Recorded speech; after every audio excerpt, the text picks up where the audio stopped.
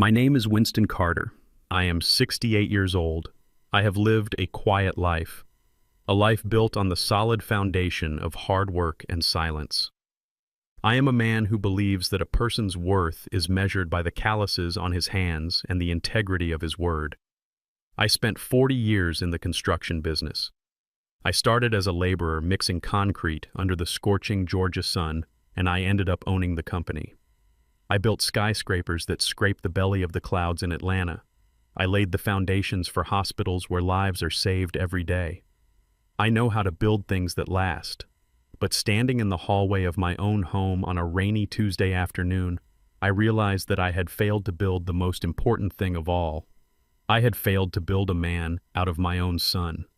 The invasion began not with a knock on the door, but with the screeching of brakes. A large moving truck backed into my driveway, crushing the azalea bushes my wife Beatrice had planted 3 weeks before she died. I watched through those living room curtains as the metal bumper tore through the delicate pink flowers. I felt a sharp pain in my chest, but I did not say a word. I simply unlatched the deadbolt and opened the front door to welcome the chaos that was about to consume my peace. Dante jumped out of the driver's seat. My son is 32 years old, but he still moves with the frantic energy of a teenager who is late for curfew. He wore a designer tracksuit that cost more than my monthly grocery bill, and his eyes were darting around nervously. He did not look me in the eye. He looked past me into the house as if he were already measuring the square footage. "Hey, Dad, thanks for letting us crash here." He mumbled the words while dragging a heavy suitcase up the porch steps. He did not ask how I was doing. He did not apologize for the crushed azaleas. He simply assumed that my door would be open because it had always been open. He assumed that my resources were his resources because I had never given him a reason to think otherwise. Behind him came Paige.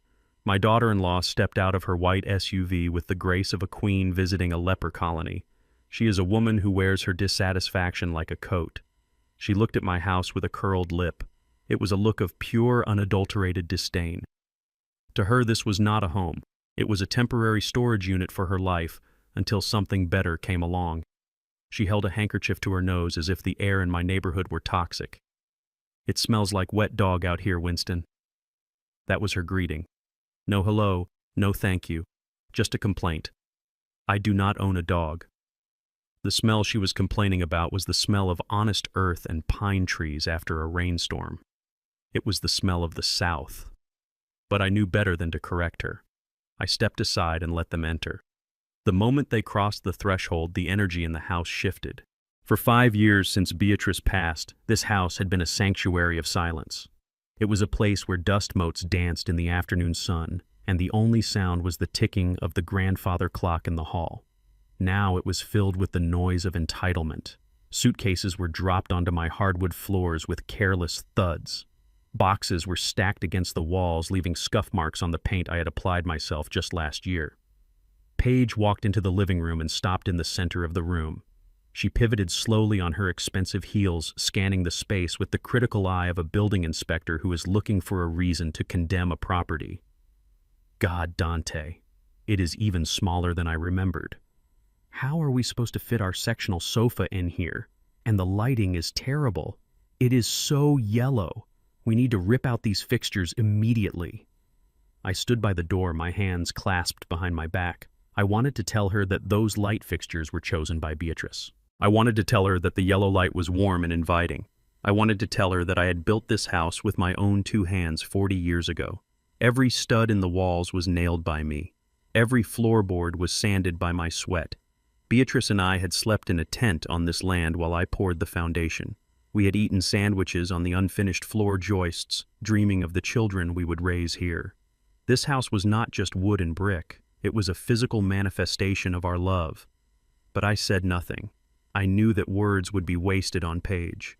She did not speak the language of sentiment. She only spoke the language of asset value and renovation potential.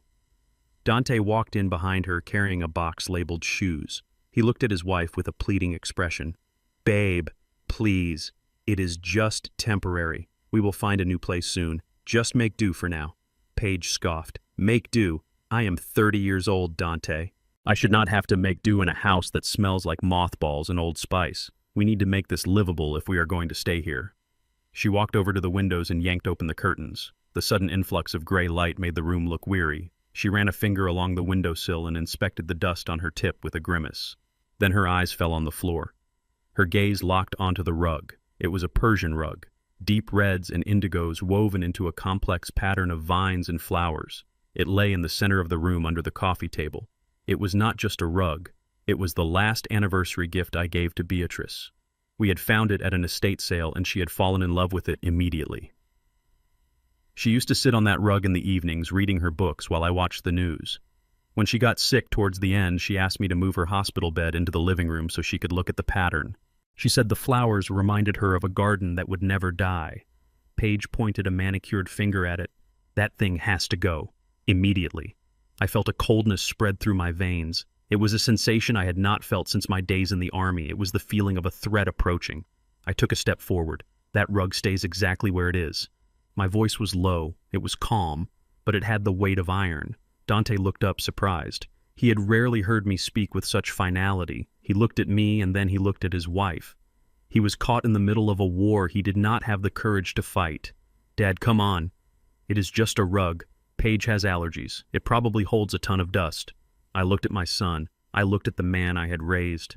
I saw the weakness in his jawline. I saw the fear in his eyes. He was terrified of his wife. He was terrified of losing her approval. He was willing to sacrifice his father's dignity to keep the peace in his marriage. It is not just a rug, Dante. You know that. Paige did not wait for the debate to conclude. She acted.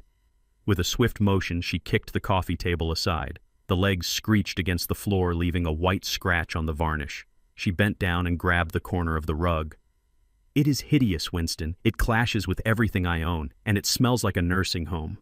She pulled. The rug was heavy, but her anger gave her strength. She dragged it across the floor, bunching it up into a heap of fabric. I moved to stop her, but Dante stepped in front of me. He put a hand on my chest. Dad, stop. Don't make a scene. She is stressed. The fire at our apartment really shook her up. Let her do what she needs to do to feel comfortable. The fire. That was the lie they had told me. They said their luxury apartment had caught fire due to faulty wiring. They said they had lost everything and needed a place to stay while the insurance claim was processed. I knew it was a lie the moment they arrived with 20 boxes of designer clothes and electronics that smelled of fresh cardboard, not smoke. There was no fire. There was an eviction. I knew it, but I had not said it. I had let them keep their dignity. But now they were stripping me of mine. I watched over Dante's shoulder as Paige dragged the rug to the front door. She opened it and kicked the bundle of memories out onto the wet porch. Then she kept kicking it. She kicked it down the steps. She kicked it until it landed on the concrete floor of the open garage. The beautiful red wool landed in a puddle of oil that had leaked from my old pickup truck. There. Now we can breathe. Paige dusted off her hands and slammed the front door shut. She turned to me with a smile that was sharp enough to cut glass. Don't look at me like that, Winston. I am doing you a favor. That thing was a tripping hazard. You should thank me. Now where is the master bedroom? Dante said we could have the big room since we have so much stuff. You can take the guest room downstairs, right? It is closer to the kitchen anyway. She did not wait for an answer. She marched past me and headed for the stairs. Dante gave me a look that was a mixture of apology and warning. Just let it go, Dad. Please. He followed her up the stairs. I stood alone in the hallway. The floor where the rug had been looked naked and scarred. The scratch from the coffee table was a white wound in the wood. I could hear Paige upstairs opening closets and criticizing the size of the storage. I did not yell. I did not follow them. I did not demand that they leave. Not yet. I walked out the back door and went into the garage. The air was cold and damp. I walked over to the rug. It was soaked with oil and rainwater. The vibrant reds were stained black. I knelt down on the hard concrete. My knees cracked in protest. I touched the wet wool. I closed my eyes, and for a moment I could feel Beatrice's hand in mine. I picked up the heavy sodden rug. I folded it carefully, ignoring the oil that stained my shirt. I carried it to the back of the garage and placed it on my workbench. I would clean it later. I would restore it, just like I would restore the order in my house. I went back inside. I walked to the living room. I looked at the empty space on the floor. Then I walked to the bookshelf where I kept my old construction manuals. I pulled out a hollowed-out book titled Structural Integrity. Inside was a small high-definition camera. I had bought it months ago after a series of break-ins in the neighborhood, but I had never installed it. I climbed up on a chair. My movements were slow and deliberate. I hid the camera in the ventilation grate high on the wall. It had a perfect view of the living room and the dining area. I connected it to the cloud server on my phone. I sat down in my armchair. The one page had not yet thrown out. I opened my notebook. I wrote down the date. I wrote down the time. And then I wrote a single sentence. The invasion has begun. They thought they had conquered an old man. They thought they had moved into a house owned by a senile retiree who would fade into the background. They did not know who I was. They did not know that the man who built this house was still here. And they did not know that I was already laying the foundation for their eviction. The sound of a sledgehammer hitting drywall does not sound like construction. To a man who built his own home, it sounds like a bone breaking. It was 7 a.m. on a Wednesday. I was drinking my coffee in the kitchen, trying to ignore the silence that usually filled the house. But this morning, the silence was shattered by a violent crash. Dust billowed out from the hallway like smoke from a cannon. I set my mug down. My hand was steady, but my heart was hammering against my ribs. I walked into the dining room, or rather what used to be the dining room. There was a gaping hole in the wall that separated the dining area from the kitchen. A man I did not know was swinging a heavy hammer, widening the breach. Plaster and lath littered the floor, covering the hardwood I had installed 30 years ago. Through the haze of white dust, I saw Paige. She was standing with her arms crossed, wearing a silk robe and a face mask to protect her delicate lungs from the debris she had ordered. She was pointing at the support beam. "Open it up wider," she shouted over the noise. "We need flow. This house feels like a coffin." I stepped over a pile of broken sheetrock. That wall was not just a partition. On the doorframe of that wall there were pencil marks. Marks I had made every year on Dante's birthday, measuring his height. I watched him grow from a toddler who barely reached my knee to a varsity athlete who towered over me. Those marks were the history of my son, and now they were rubble on the floor, waiting to be swept into a trash bag. "Paige, what is happening here?" My voice was low. The contractor stopped swinging. He looked at me, then he looked at Paige. He sensed who held the authority in the room, or at least who was the loudest. Paige pulled down her mask. She smiled, but it was the smile of a shark sensing blood in the water. "Oh, Winston, you are awake. Good. We are opening up the space. Open concept is all the rage right now. It increases the property value. Plus, I could not stand being boxed in while I cook. Not that I cook much, but if I did, I would want to see the living room." "You did not ask me, Paige. This is a load-bearing wall. You cannot just knock it down without reinforcing the header. The roof will sag." She waved her hand dismissively as if I were a fly buzzing around her breakfast. "Don't be so dramatic. This guy knows what he is doing. Besides, we needed to update this place." It looked like a time capsule from 1980. "And do not worry about the cost. I told them to bill you directly. Since we are improving your asset, it is only fair you pay for it." She handed me a clipboard that was sitting on the sideboard. I looked at the invoice. $15,000 for demolition and framing. $15,000 to destroy my memories. $15,000 to erase the pencil marks of my son's childhood. I looked at the contractor. "Pack up your tools." The man hesitated. Paige stepped between us. "Do not listen to him. Keep working. Winston, do not embarrass us. We are doing this for you. You are too old to know what looks good anymore. Just go sit in your chair and let us handle the modern world." She turned her back on me. She treated me like a piece of furniture that had started talking. I looked at the wall again. The wood was splintered. The paint was peeling. It was gone. The history was gone. I felt a hollowness in my stomach. It was not hunger. It was grief. I realized then that they were not just living in my house. They were colonizing it. They were erasing me while I was still alive. I walked back to my bedroom. I did not argue. Arguments require two people who respect each other enough to listen. Paige did not respect me. She barely tolerated my existence. I sat on the edge of my bed and looked at the photo of Beatrice on the nightstand. "They are tearing us down, B. They are tearing us down brick by brick." Later that afternoon, the assault on my sanctuary shifted from the structural to the financial. I heard the roar of an engine before I saw the car. It was not the sound of a normal sedan. It was the aggressive growl of a machine built for speed and arrogance. I looked out the window. A Porsche 911 pulled into my driveway. It was sleek black and looked like a predator crouching on the concrete. It was parked diagonally, taking up 2 spaces, blocking my old Ford pickup truck. The driver's door opened and Dante stepped out. He was wearing sunglasses and a grin that stretched from ear to ear. He patted the roof of the car affectionately. I walked out to the porch. My old work boots made a heavy sound on the wood. Dante saw me and threw his hands up in triumph. "Check it out, Dad. 0 to 60 in 3 seconds. German engineering at its finest." He walked around the car admiring his reflection in the polished paint. He looked like a stranger. The boy who used to help me mix mortar in the backyard was gone. In his place was this man who measured his worth in horsepower and leather seats. "Whose car is this, Dante?" "It is mine, Dad. Or rather, it is ours. It is an investment." He leaned against the hood, crossing his ankles. He looked confident.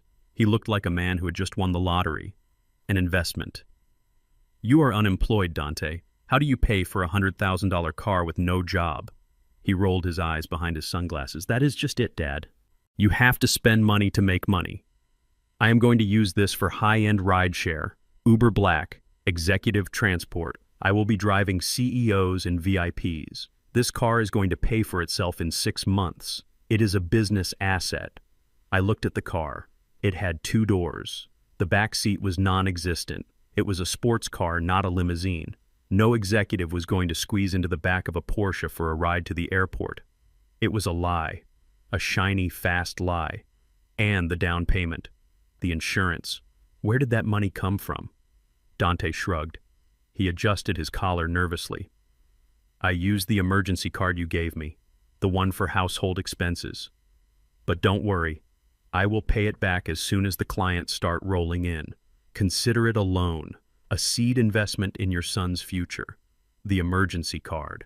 The card I had added him to 5 years ago when he was stuck in Chicago with a broken transmission. I had told him it was for life or death situations only. A broken leg, a stranded vehicle, a hospital bill. I had trusted him. I had never checked the limit because I assumed he had the same respect for money that I did. I did not scream. I did not lecture him. I turned around and walked back into the house.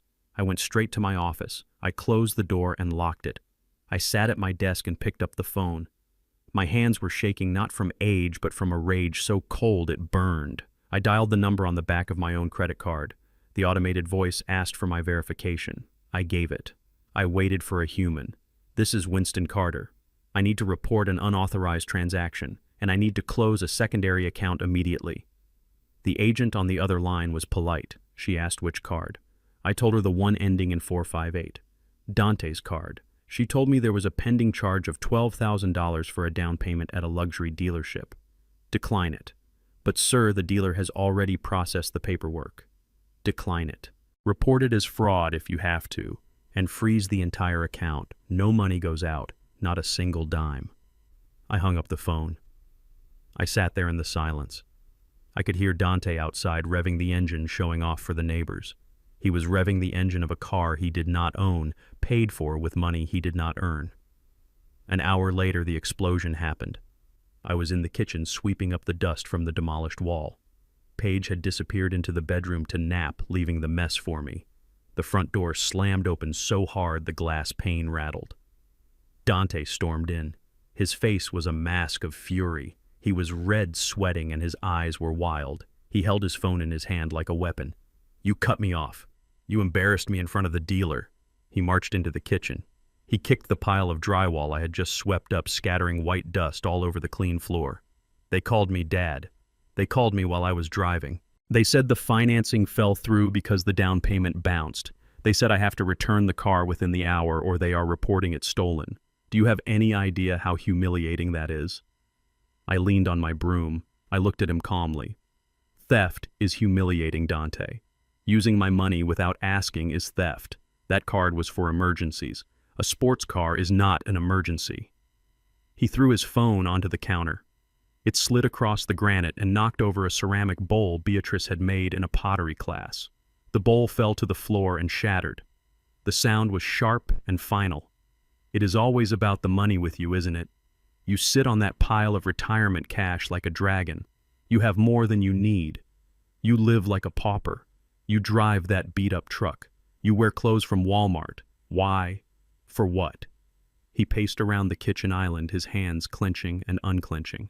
I am your son. I am trying to build something. I am trying to make a life. And you are sabotaging me. You want me to fail. You want me to be small like you. Small. He called me small. I, who had built the skyline of this city. I, who had employed hundreds of men. I, who had paid for his college tuition, which he wasted on parties. I am not sabotaging you, Dante. I am stopping you from robbing me. That was the wrong thing to say. Or perhaps it was the right thing because it revealed the truth of his soul. Dante grabbed a chair from the dining set.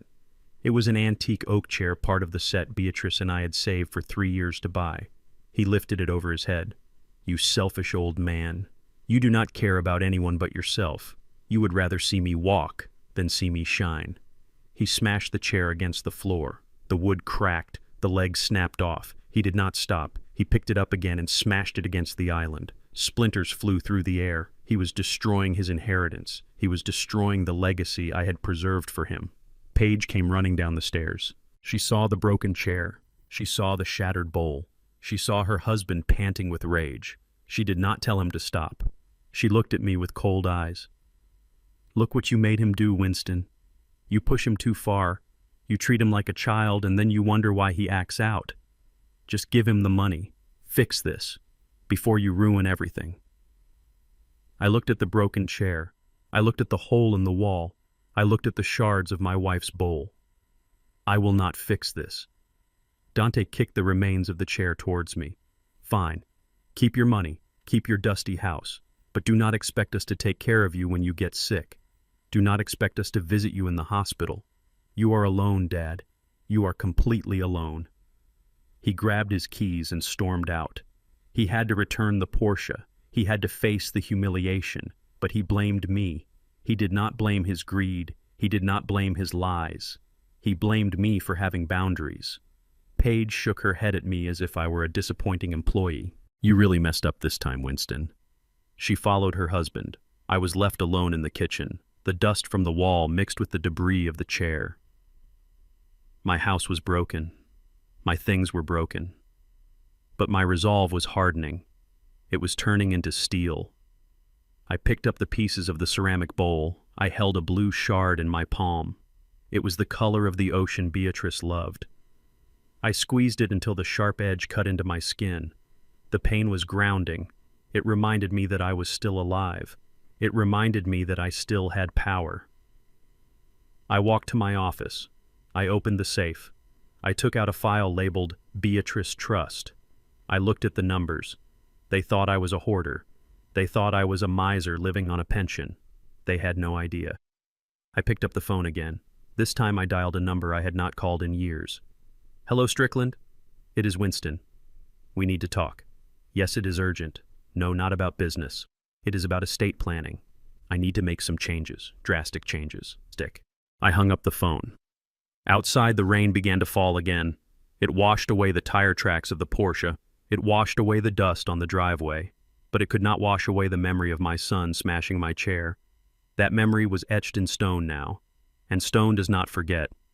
I am Winston Carter, and I am done being the victim. The war for my home had shifted battlefields. It was no longer about sledgehammers and walls. It was no longer about loud arguments and broken furniture. The noise had died down, but a silent rot had begun to spread. It was like termites eating away at the support beams of a house. You do not hear them until the roof caves in on your head. Paige had realized that she could not bully me into submission with noise, so she decided to dismantle my mind instead. She wanted to make me doubt the very ground I stood on.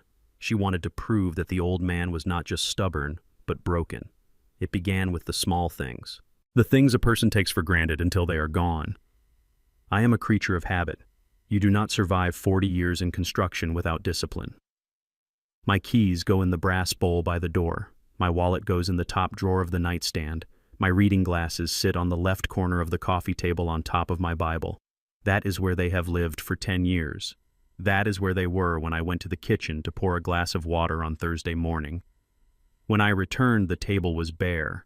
I stood there staring at the empty wood. I felt a flicker of confusion. I checked my pockets. I checked the kitchen counter. I checked the bathroom. Nothing.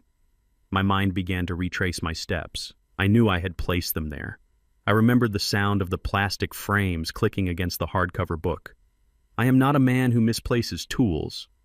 A carpenter who loses his hammer is a carpenter who does not work. Paige walked into the living room. She was wearing her yoga clothes, holding a green smoothie that looked like pond scum. She saw me searching. She smiled, that tight, pitying smile she reserved for children and the elderly. "What are you looking for, Winston?"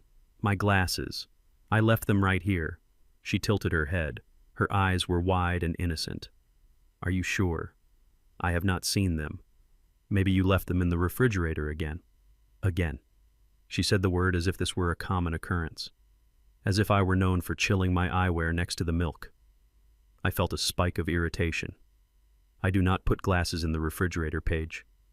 She shrugged and walked into the kitchen. I followed her. She opened the stainless steel door. The cold air hit my face. There, sitting on the middle shelf between a carton of almond milk and a jar of pickles, were my tortoise-shell reading glasses. The lenses were fogged up from the cold. "Oh, Winston, here they are." She picked them up with 2 fingers as if they were contaminated. She handed them to me with a look of deep concern. "You really need to be more careful. Yesterday you left the milk in the pantry. Now this. It is okay." My grandmother started doing things like this right before she had to go into the home. It happens. I took the glasses. They were freezing cold in my hand. I looked at her. I looked for the lie in her eyes, but she was a master. She projected nothing but sympathy. I knew I had not put them there. I knew it with the certainty of a man who knows gravity pulls downward. But for a split second, a tiny fracture appeared in my confidence. I wiped the condensation from the lenses. I did not argue. Arguments were what she wanted. She wanted me to get angry. She wanted me to shout so she could point at me and say, "Look how unstable he is." I walked away. I went to my office and locked the door. I sat at my desk and breathed. I told myself I was sane. I told myself I was sharp. But the seed had been planted. 2 days later, the stakes were raised. It was no longer about reading the newspaper. It was about my life. I take a pill for my blood pressure every morning at 8 o'clock. It is a small white tablet. It keeps my heart from exploding. I keep the bottle in the medicine cabinet in the downstairs bathroom. It is a ritual. Brush teeth. Wash face. Take pill. On Saturday morning, the cabinet was empty.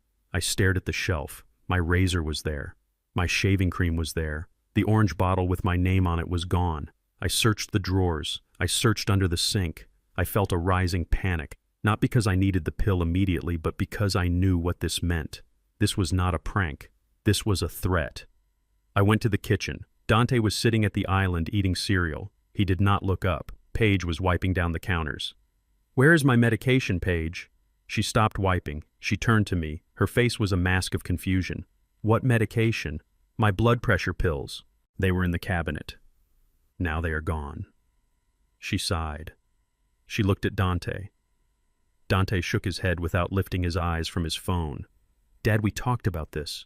You told me you threw them out. You said they made you feel dizzy and you did not want to take them anymore."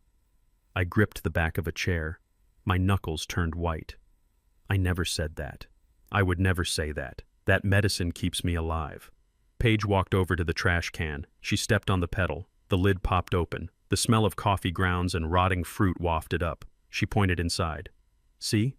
Right there on top." I looked. The orange bottle was lying in the garbage amidst eggshells and wet paper towels. The cap was off. The pills were scattered in the filth. They were ruined. "Why would you do that, Winston?" Her voice was soft.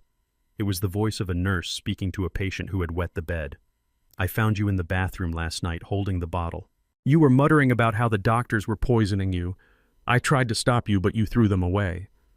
Do you not remember?"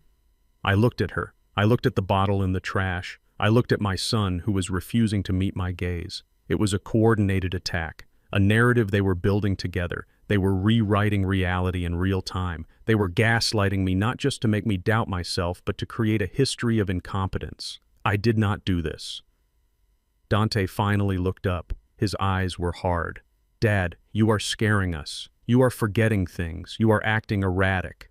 Maybe we need to make an appointment with a neurologist. This is not safe. You cannot be trusted with your own medication anymore. I saw the trap. It was elegant in its cruelty. If I got angry, I was unstable. If I denied it, I was in denial of my condition. If I accepted it, I was admitting defeat. They had cornered me in my own kitchen. I reached into the trash can. I did not care about the filth. I picked up the empty bottle. I wiped off a piece of wet lettuce. I will call the pharmacy for a refill. I turned and walked out. As I left the room, I heard Paige whisper to Dante, "See? It is getting worse. He is digging in the trash now. We have to do something, Dante. For his own good. For his own good." The phrase hung in the air like smoke. They were wrapping their malice in the language of care. They were preparing to bury me under a mountain of fake concern. I went to my bedroom. I sat in my chair. My hands were shaking. I felt a wave of fear wash over me. What if they were right? What if I was slipping? Beatrice had been forgetful at the end. Was it my turn? Then I looked at the calendar on my wall. I looked at the structural drawings of the Carter Tower framed above my desk. I looked at the complex calculations I had made just last week for a consulting job I took on the side. I closed my eyes and did the math. I calculated the load-bearing capacity of a steel beam with a 10-foot span. I recited the building codes for commercial fire exits. I recalled the license plate number of my first truck from 1978. I was not slipping. My mind was a steel trap. My memory was a vault. They were lying. They were hunting me. I opened my eyes. The fear vanished. It was replaced by a cold clarity. They wanted to play a game of details. They wanted to document my decline. Fine. I would document their treachery. I opened the bottom drawer of my desk. I pulled out a fresh ledger. It was a heavy book with a black cover, the kind I used to use to track expenses on job sites. I grabbed my fountain pen. The weight of it felt good in my hand. It felt like a weapon. I opened to the first page. I wrote the date. I wrote the time. Incident log. Subject: the attempted mental dismantling of Winston Carter. I began to write. I did not write like a diarist. I wrote like an engineer. I wrote like a man building a case for a lawsuit. Entry 1. 0800 hours. Medication missing from designated location. Subject: Paige Carter claims I discarded them due to paranoia. Subject: Dante Carter corroborates false narrative. Physical evidence located in kitchen waste bin. Pills destroyed. Note: I refilled this prescription yesterday. The seal was broken by force. I did not enter the bathroom between the hours of 2200 and 0600. Conclusion: theft and destruction of property. Intent: to simulate dementia. I wrote down the incident with the glasses. I wrote down the incident with the keys from Tuesday. I wrote down every subtle comment, every misplaced item, every gaslighting attempt. I recorded the atmospheric conditions of the house. I recorded the exact words they used. They thought I was an old man losing his grip on reality. They did not know they were living with a man who could spot a hairline fracture in a concrete foundation from 50 yards away. I notice everything. I measure everything. I spent the next hour documenting the past week. I turned my memory into data. When I was done, I looked at the pages. It was a pattern. It was a blueprint of abuse. They were systematic. They were relentless. But they were also arrogant. They thought I was not watching. I closed the ledger. I hid it inside the hollow base of my desk lamp. It was a trick I had learned from a foreman who suspected his crew was stealing copper wire. Always hide the evidence where the light shines brightest. I walked to the window. I saw Paige outside in the garden. She was on the phone. She was pacing back and forth, gesturing wildly. I cracked the window open just an inch. "He is totally losing it, Mom." I put his pills in the trash and he dug them out. It was disgusting. "No, he has no idea. We are going to call the doctor next week. We just need a few more incidents. Yeah, Dante is on board. We just need to push him a little harder." I closed the window. I did not feel anger anymore. Anger is hot. Anger burns out. What I felt was cold. It was the temperature of wet concrete before it sets. It was the temperature of justice. They wanted a few more incidents. I would give them incidents. But they would not be the ones they expected. They were trying to break a man who was made of iron. They were trying to outsmart a man who had built the city they lived in. I went to the mirror. I looked at my face. The gray hair, the wrinkles, the eyes that had seen too much. You are not crazy, Winston. You are under siege. And a man under siege does not surrender. He fortifies. I washed my face. I put on a clean shirt. I walked out of the bedroom. I walked into the kitchen where Dante was still pretending to read the news. I poured myself a cup of coffee. My hand was steady as a rock. "Good coffee, son." Dante looked at me. He looked for the confusion. He looked for the fear. He found neither. He found only a man drinking his morning brew. "Yeah, it is okay." I smiled at him. It was a small smile, a dangerous smile. "Do not worry about the pills, Dante." I called the pharmacy. "They are delivering a new bottle this afternoon." And I ordered a lockbox for the bathroom, just in case I get confused again. We would not want me throwing things away by accident, right? Dante blinked. He did not know how to respond to logic. He did not know how to respond to a problem that had already been solved. "Right, Dad." "Good idea." I took a sip of coffee. It was bitter. It tasted like war. I am not senile. I am not weak. And I am writing everything down. Every lie, every theft, every betrayal. And when the time comes, I will read it back to them. And I will not stutter. The house did not smell like my home anymore. It smelled of expensive perfume and cheap ambition. It was Saturday night, and my living room had been transformed into a staging ground for Dante and Paige's social aspirations. They called it a networking mixer. I called it an invasion of peacocks. They had invited 20 people. These were not friends. They were contacts. They were people Dante wanted to impress, and people Paige wanted to emulate. I was in the kitchen washing a stack of rental wine glasses because Paige said our glasses were too dated for company. She walked in. She was wearing a black dress that cost more than the foundation repair I did on the local church last year. She looked at me with a critical eye. She adjusted my collar. I was wearing a white button-down shirt and black slacks. It was my church clothes, but she had made it look like a uniform. "Here, take this tray." She shoved a silver platter of hors d'oeuvres into my hands. It was covered in tiny crackers topped with fish eggs. "You are going to circulate Winston. Keep the trays full. And try not to talk to anyone unless they ask you for a napkin. We are trying to close a deal with an investor tonight, and we need everything to look professional. Do not tell anyone about your old construction jobs. Nobody wants to hear about pouring concrete. Just smile and nod." I looked at the tray. I looked at her. I felt a burning sensation in my throat. I was not a father tonight. I was a prop. I was atmosphere. To her, I was just an old black man in the background adding a touch of diversity to her all-white event without actually having a voice. I walked out into the living room. The noise hit me like a physical blow. The air was thick with laughter that sounded like glass breaking. Dante was in the center of the room holding a scotch glass. He was telling a story. I listened. "Yeah, we just bought the place a few months ago. It is a fixer-upper, obviously. We are planning to gut the whole thing. Knock down these walls, raise the ceiling. The location is great, but the bones are just tired. You know how it is with these old southern houses. They need a modern touch." He was talking about my house, the house I built. He was talking about gutting it while I stood 10 feet away holding a tray of crackers. He claimed ownership of my sweat. He claimed ownership of my legacy. And he called it tired. A young man with slicked back hair turned and bumped into me. He spilled a drop of wine on his sleeve. He looked at me with annoyance. "Watch it." He did not apologize. He did not look at my face. He looked at the tray. "Actually, while you are here, take this." He placed his empty glass on my tray next to the food. He treated me like a waiter. He assumed that because I was holding a tray and because I was black and old, I must be the help. I stood there. My hands were steady, my face was stone. I wanted to drop the tray, I wanted to shatter the illusion. But I remembered the ledger in my office. I remembered the camera in the vent. I was gathering evidence. Tonight was not about pride, it was about data collection. I took the glass. I moved through the crowd. I heard snippets of conversation. They were talking about money. They were talking about status. They were mocking the neighborhood. "I cannot believe you guys live this far south, Paige. Isn't it a little dangerous down here?" That was a woman with blonde hair and a voice like a drill. Paige laughed. She touched the woman's arm. "Oh, totally. But you know Dante, he wanted to reclaim his roots or whatever.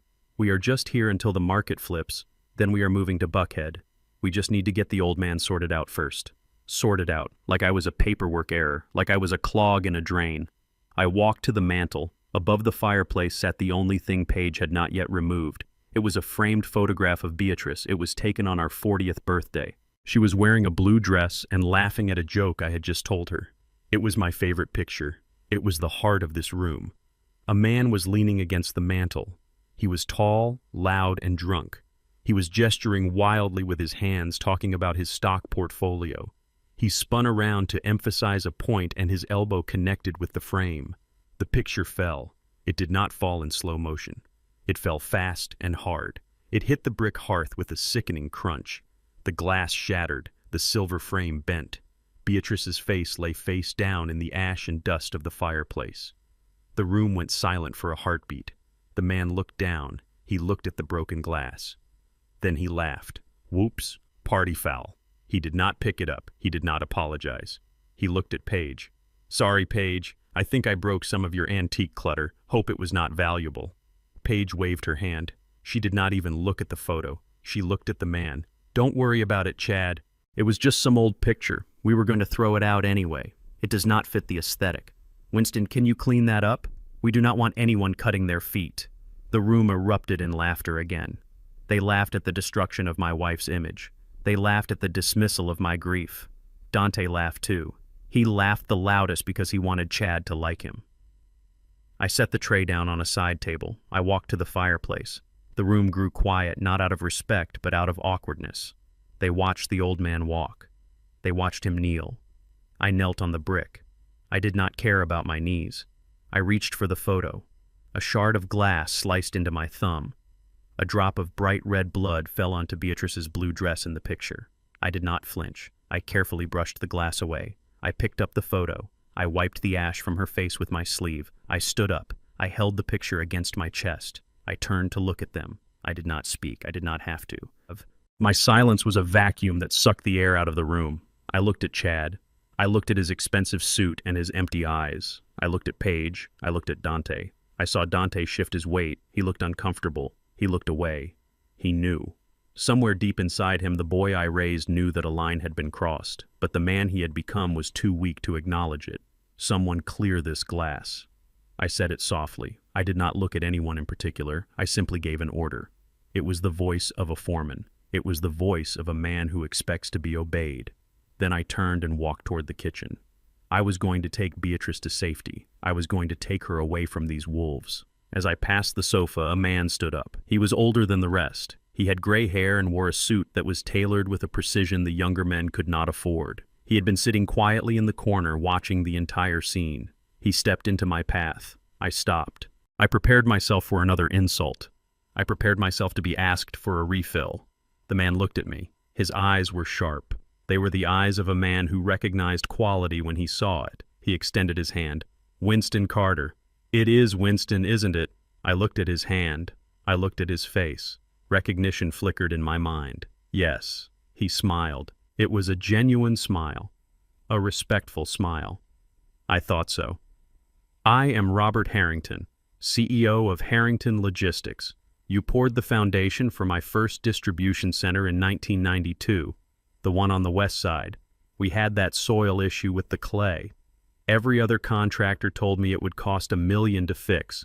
You fixed it with a drainage solution that cost $50,000. You saved my company back then. I remembered. I remembered the mud. I remembered the long nights calculating the water table. I remember Mr. Harrington. It is good to see you. He looked at the tray I had set down. He looked at the broken picture in my hand. He looked at Dante and Paige, who were staring at us with open mouths. I did not know this was your house, Winston. Your son told me he bought this place from a distressed seller. He said the previous owner was in assisted living. Dante turned pale. The lie was unraveling in real time. He stepped forward, his hands raised in a placating gesture. Mr. Harrington, I think there is a misunderstanding. My dad he is retired. He lives with us. He helps out. You know how it is. His memory is not what it used to be. Harrington did not look at Dante. He kept his eyes on me. He saw the blood on my thumb. He saw the dignity in my posture. He saw the truth. I see. Harrington reached into his pocket. He pulled out a business card. He handed it to me with two hands, a gesture of deep respect. If you ever need anything, Winston, anything at all, you call me. Men who build things that last are rare these days. We need to stick together. He patted my shoulder. Then he turned to Dante. His face went cold. It was the face of a man closing a ledger. I think I have seen enough, Dante. I do not do business with people who do not know the value of a foundation. Harrington walked out. He did not say goodbye to Paige. He did not take a gift bag. He walked out the front door and closed it firmly behind him. The silence that followed was heavy. It was the silence of a missed opportunity. It was the silence of money walking out the door. Paige turned on me. Her face was twisted with fury. "What did you say to him? What did you tell him? You just cost us our biggest investor. You stupid old man. You ruined everything," she screamed. She stomped her foot next to the broken glass. I looked at her. I looked at my son, who was staring at the door as if he could will the money back inside. I did not say anything, Paige. I did not have to. I walked past her. I walked out of the living room. I walked down the hall to my room. I locked the door. I placed the photo of Beatrice on my desk. I cleaned the blood off the glass. They thought I was humiliated. They thought I was broken. They did not know that Mr. Harrington was not just an investor. He sat on the board of the bank that held Dante's mortgage application, the application Dante had forged my signature on. I sat down. I opened my ledger. I wrote down the date. I wrote down the time. Incident 4, destruction of personal property, Beatrice's photograph, witnessed by 20 people. Subject, Paige Carter expressed intent to discard property. Subject, Dante Carter claimed ownership of property to third party. Third-party witness identified as Robert Harrington. I closed the book. I touched the broken frame. "You saw that, B. You saw them. They broke your picture. But they just handed me the hammer, and tomorrow I am going to start swinging." The silence in my house had changed texture. It used to be peaceful. Now it was predatory. It was the kind of silence that falls over a forest right before the trap snaps shut. It was Tuesday. The sky was the color of a bruised plum, and the air inside was thick with humidity and secrets. I was in the hallway fixing a loose hinge on the linen closet door. My hands moved with the muscle memory of 40 years. Twist, tighten, test. It is soothing work. It is honest work. Paige was in the sunroom. She calls it the sunroom even though she keeps the blinds drawn tight to protect her pale skin. The door was cracked open just an inch. I heard her voice. It was not her usual shrill complaint. It was low. It was businesslike. It was the voice she used when she was negotiating a return at a department store. I stopped turning the screwdriver. I held my breath.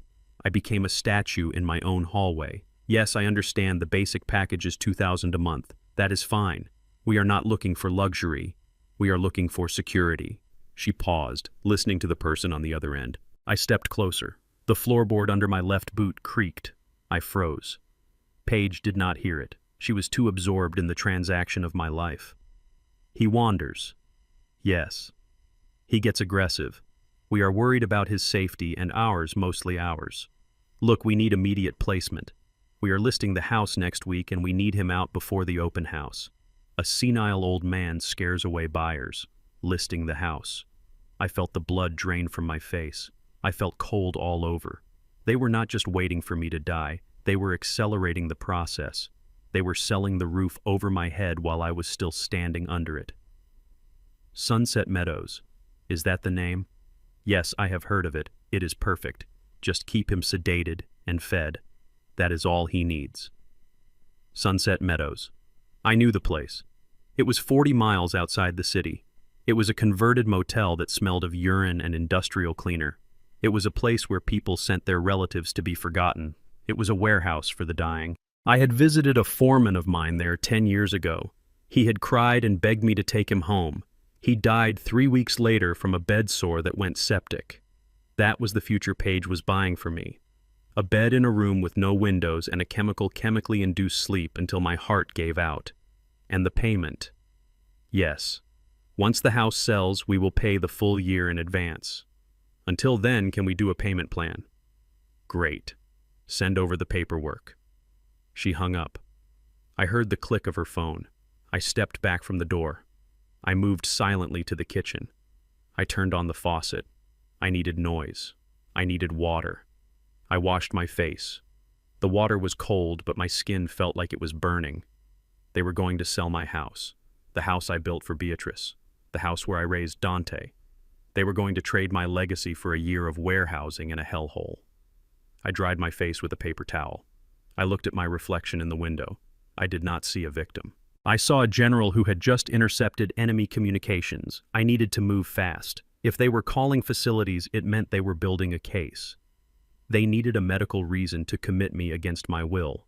They needed a doctor to sign a piece of paper saying Winston Carter was no longer competent. I walked into the living room. Paige was there smiling at her phone. She looked up and her smile vanished. "Oh, Winston, I did not hear you. I bet you didn't." I kept my voice even. I did not let the rage bleed through. "I am going out for a while, Paige. I need to run an errand." She narrowed her eyes. "What errand? You do not have errands.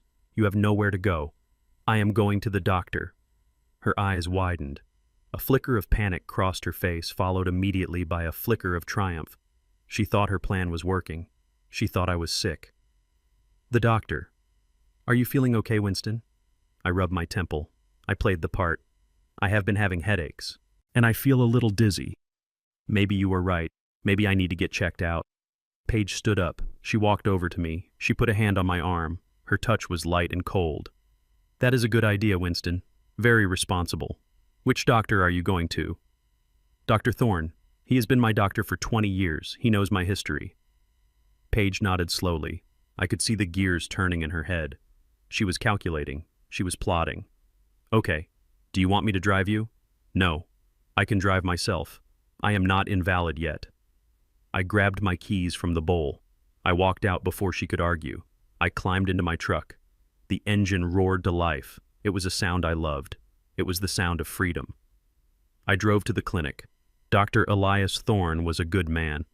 We had played high school football together on the same dusty field in 1970. I had built the addition to his clinic 5 years ago. I knew him. I trusted him. But as I drove, I felt a knot of anxiety in my stomach. Money changes people. Pressure changes people. If Dante and Paige were desperate enough, what would they do? Who would they corrupt? The waiting room was empty. The receptionist smiled at me, but it was a tight, nervous smile. "Go right back, Winston. He is waiting for you in exam room 2. I walked down the hall. The fluorescent lights hummed. The smell of rubbing alcohol was sharp. I opened the door to room 2. Elias was standing by the window looking out at the parking lot. He turned when I entered. He did not smile. He looked tired. He looked like a man carrying a heavy weight. "Winston, have a seat on the table." I sat on the crinkly paper. "Good to see you, Elias. Though I wish the circumstances were better." He did not respond. He put on his stethoscope. He listened to my heart. He checked my blood pressure. He shone a light in my eyes. His movements were mechanical. He was avoiding my gaze. "How is the ticker, Winston?" "It is beating, Elias. It is still beating." He took the blood pressure cuff off my arm. He wrote something in my chart. The silence in the room was heavy. It was suffocating. "My daughter-in-law thinks I am losing my mind, Elias. She thinks I am senile." Elias stopped writing. He looked at the door. He checked to make sure it was closed. "She called me Winston. Your son called me too." My heart skipped a beat. I knew it. They had gotten to him. What did they say? Elias sighed. He put the chart down. He walked over to the sink and washed his hands. He scrubbed them hard as if he were trying to wash away something sticky. "They told me you were aggressive. They told me you were forgetting names. They told me you left the gas on in the stove. They told me you were a danger to yourself and others." "And what did you tell them?" He turned off the water. He dried his hands with a paper towel. He turned to face me. His face was unreadable. "I told them I would need to examine you. I told them I could not make a diagnosis over the phone." I looked at my old friend. I looked for the betrayal in his eyes. "And now you have examined me. What is the verdict?" Elias walked over to me. He stood very close. He reached into the pocket of his white coat. He pulled out a prescription pad. He wrote something on it quickly. He tore the sheet off. He did not hand it to me. He folded it into a tiny square. He took my hand. He pressed the paper into my palm and closed my fingers around it. His grip was tight. "Take this to the pharmacy, Winston. It is for the headaches." He spoke loudly. Too loudly. He was performing for an audience I could not see. "But Elias, I do not need pills. I need you to tell me if I am crazy. Read the prescription, Winston. Just read it. And do not show it to anyone." He patted my shoulder. Then he walked to the door and opened it. "You are physically healthy, Winston. But stress can do strange things to the mind. Take the medicine. Go home." Rest. He practically pushed me out of the room. I walked back to the reception desk. I paid my copay. I walked out to my truck. My hand was clenched around the piece of paper. It felt hot against my skin. I sat in the driver's seat. I locked the doors. I looked around the parking lot. I saw a gray sedan parked 2 rows over. The windows were tinted. I recognized the license plate. It was a rental. Dante had rented a car after I froze his credit. He was watching me. He was watching to see if the doctor delivered. I unfolded the paper. My hands were trembling slightly. I expected to see a name of a drug. I expected to see a dosage. I did not see a prescription. I saw a note. It was scrawled in hasty, jagged handwriting. Winston. They offered me $50,000 to sign a competency hearing form. They want me to certify that you have advanced dementia. They brought me a pre-written file with dates and incidents that never happened.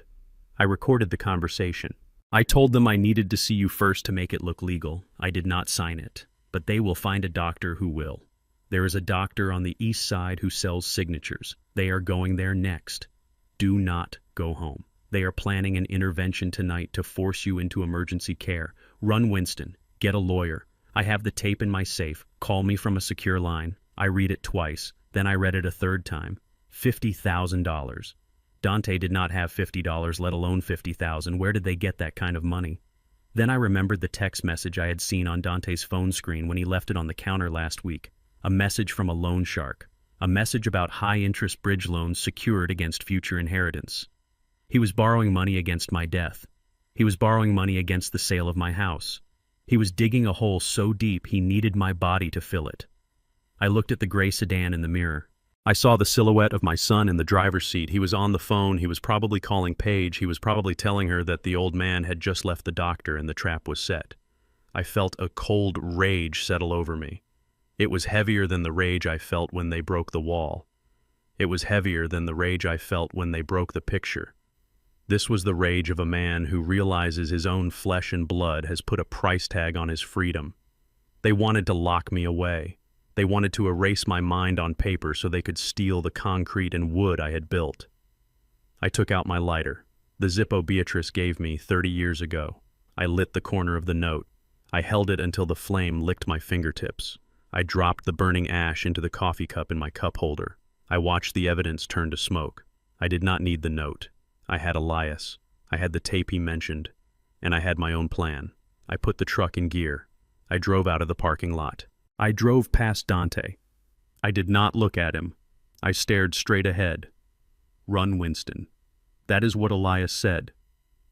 But I was done running. You do not run from termites. You exterminate them. I drove to the bank. Not the branch Dante knew about. The main branch downtown.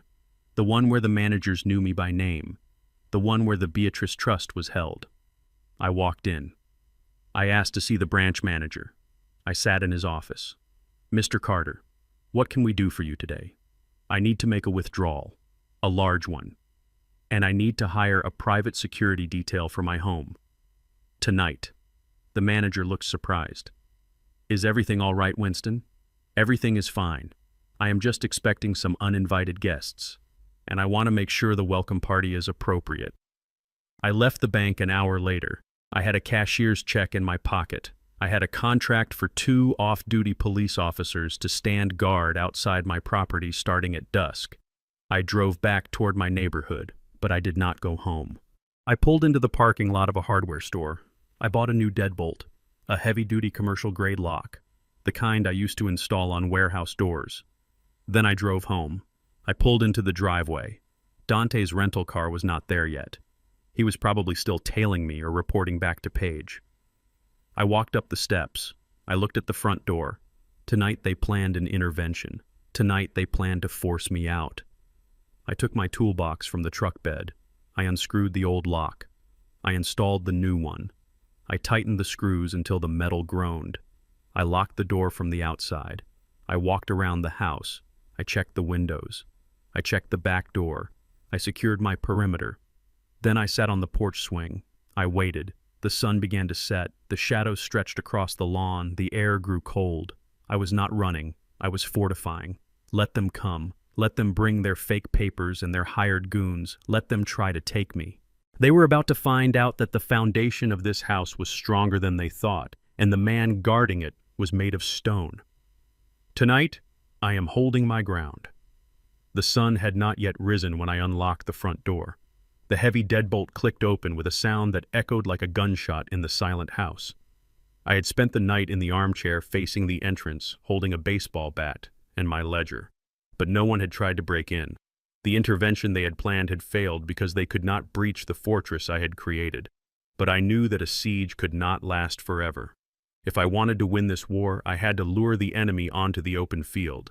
I had to make them believe they had won. I opened the door and sat at the kitchen table. I waited. Dante and Paige arrived at 7. They did not knock. They used the spare key they thought I did not know they had copied. They walked in ready for a fight. They were carrying a folder. It was thick and blue. It looked innocent enough, but I knew it contained the legal equivalent of a loaded gun.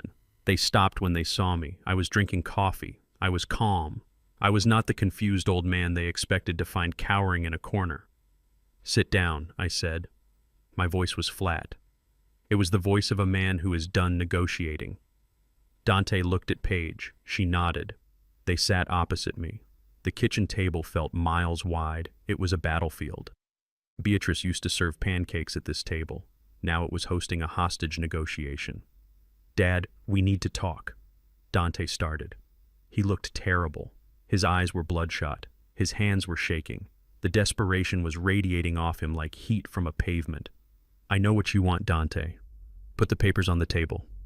He hesitated. He looked at the blue folder. Then he slid it across the wood. "It is a power of attorney, Dad. A durable one. It gives us the authority to handle your finances and your medical decisions. We are doing this because we are scared for you. Yesterday you disappeared. You are acting erratic. We cannot let you hurt yourself." I did not open the folder. I knew what was inside. It was a document that would strip me of my personhood. It would give them the right to sell my house. It would give them the right to access my accounts. It would give them the right to put me in a home and throw away the key. And if I refused to sign... Paige leaned forward. Her face was hard. She had dropped the pretense of the caring daughter-in-law. She was a predator now. "If you refuse, Winston, we will file for a competency hearing. We have your medical records.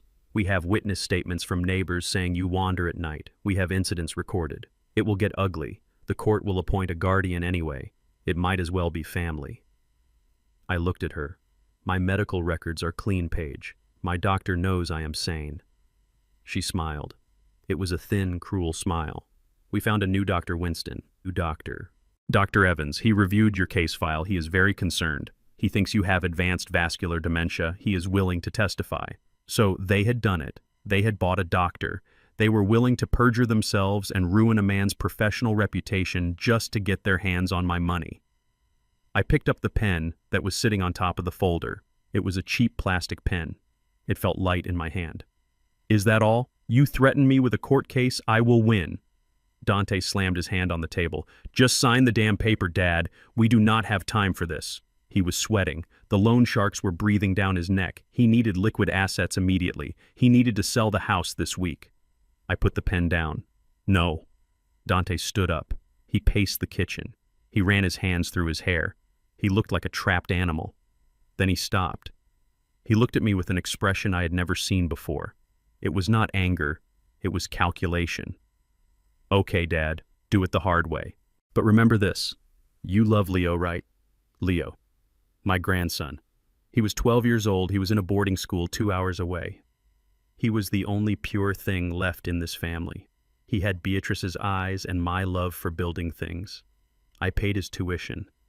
I called him every Sunday. He was my heart. Do not bring Leo into this, Dante." Dante leaned over the table. His face was inches from mine. I could smell the stale alcohol on his breath. "If you do not sign this paper, Paige and I are moving. We are moving to Seattle. Paige has a job offer there. We are taking Leo. And we are not going to give you the new address. You will never see him again. You will never talk to him again. He will grow up thinking his grandfather abandoned him. He will forget you." I felt a physical blow to my chest. It was harder than any punch. To lose my house was one thing. To lose my money was another. But to lose Leo was a death sentence. They knew it. They had found the only leverage that actually mattered. They were holding a child hostage. They were using my love for my grandson as a weapon to slit my throat. I looked at Paige. She was watching me closely. She knew this was the checkmate. "He needs his grandfather, Winston," she said softly. "It would be a shame to tear the family apart. Just sign the paper. Let us take care of the burden. You can stay in the guest room for a while. You can see Leo on holidays. Just give us control." I looked at my hands. They were calloused. They were strong. But in that moment, they felt helpless. I could fight them in court. I could fight them on the street. But I could not fight them if they took Leo away. I could not risk him. I knew what I had to do. I had to lose. But I had to lose in a way that would allow me to win later. I reached into my pocket. I pulled out my reading glasses. I put them on slowly. My mind was racing. I remembered the conversation I had with Strickland 3 years ago when I set up the Beatrice Legacy Trust. Winston Strickland had said, if you're ever forced to sign a document under duress, you need a signal. You need a way to tell the court that your hand was moving but your will was not. We need a code. We had agreed on a code. It was simple. It was subtle. It was legally binding if proven. My legal signature is Winston J. Carter. The J stands for Jerome. I sign every check, every contract, every deed with that middle initial. It is on my driver's license. It is on my passport. The code was to sign my full middle name, Winston Jerome Carter.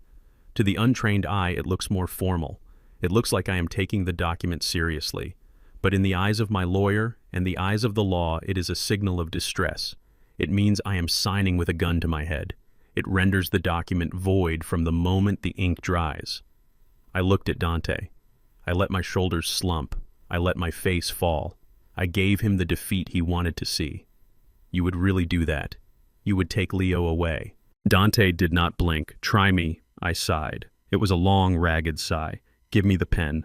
Dante grabbed the pen and shoved it into my hand. He opened the folder to the signature page. He pointed at the line. Right there. Press hard. It is a carbon copy. I looked at the line. Account holder's signature. It was a line that represented the surrender of my autonomy. It was a line that gave them the power to sell the house I built. It gave them the power to drain the accounts they knew about. But they did not know about the trust. They thought I was worth $400,000. Maybe $500 if they sold the truck and the tools. They did not know about the commercial properties in downtown Atlanta. They did not know about the apartment complex in Savannah. They did not know about the investment portfolio that had been compounding interest since 1985. The Beatrice Legacy Trust was worth $15 million. It was locked down tight. It was irrevocable. And the only person who could access it was Winston J. Carter, not Winston Jerome Carter. I put the pen to the paper. My hand shook.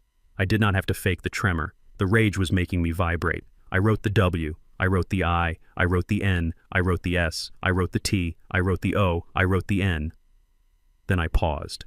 Dante leaned in closer. He was holding his breath. I wrote the J-E-R-O-M-E. I wrote C-A-R-T-E-R. I lifted the pen. There. It is done. Are you happy now?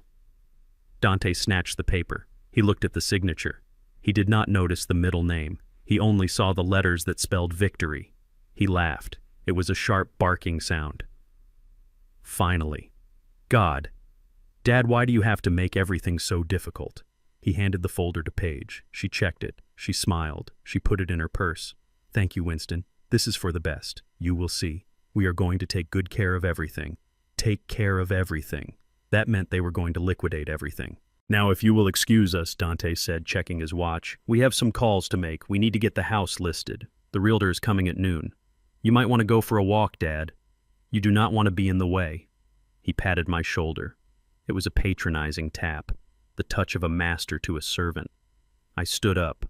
I felt lightheaded. Not from fear, but from the adrenaline of the trap I had just sprung. They thought they had the keys to the kingdom. They had the keys to an empty room. I walked to the sink. I washed my coffee cup. I dried it. I put it away. I am going to visit the school, I said. I want to see Leo. Dante waved his hand dismissively. Yeah, sure, whatever. Just be back by dinner. We are ordering pizza to celebrate their theft, to celebrate their treason. I walked out of the house. I climbed into my truck. I drove down the street. I watched my house disappear in the rearview mirror. They were in there right now, probably popping champagne, probably looking for the deed to the house. Let them look, let them celebrate. I drove to the highway. I headed north toward the mountains, toward the school. They had threatened to take Leo away. That was their mistake. You do not threaten a man's heart. You do not hold a child for ransom. I was going to see my grandson, and I was going to make sure that no matter what happened to me, no matter what happened to the house, he would be safe. I picked up my phone.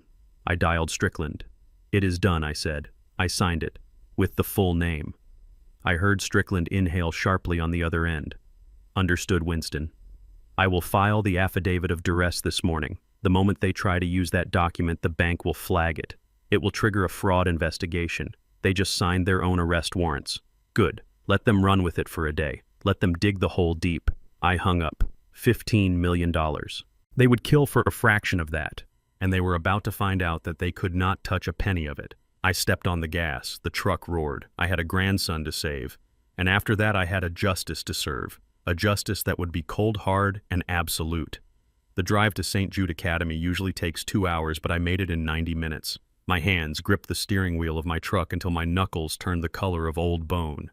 The road wound up into the Blue Ridge Mountains, cutting through forests of pine and oak that stood silent witness to my urgency.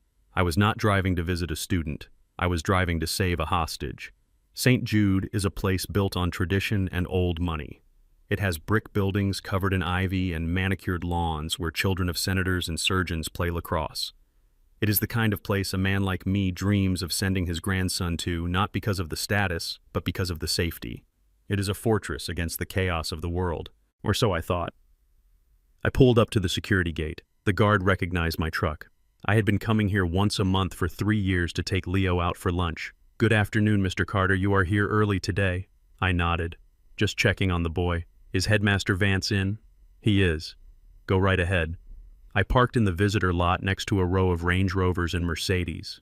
My Ford looked like a work boot in a closet full of dress shoes. I did not care. I walked up the stone steps to the administration building. The air smelled of floor wax and old books.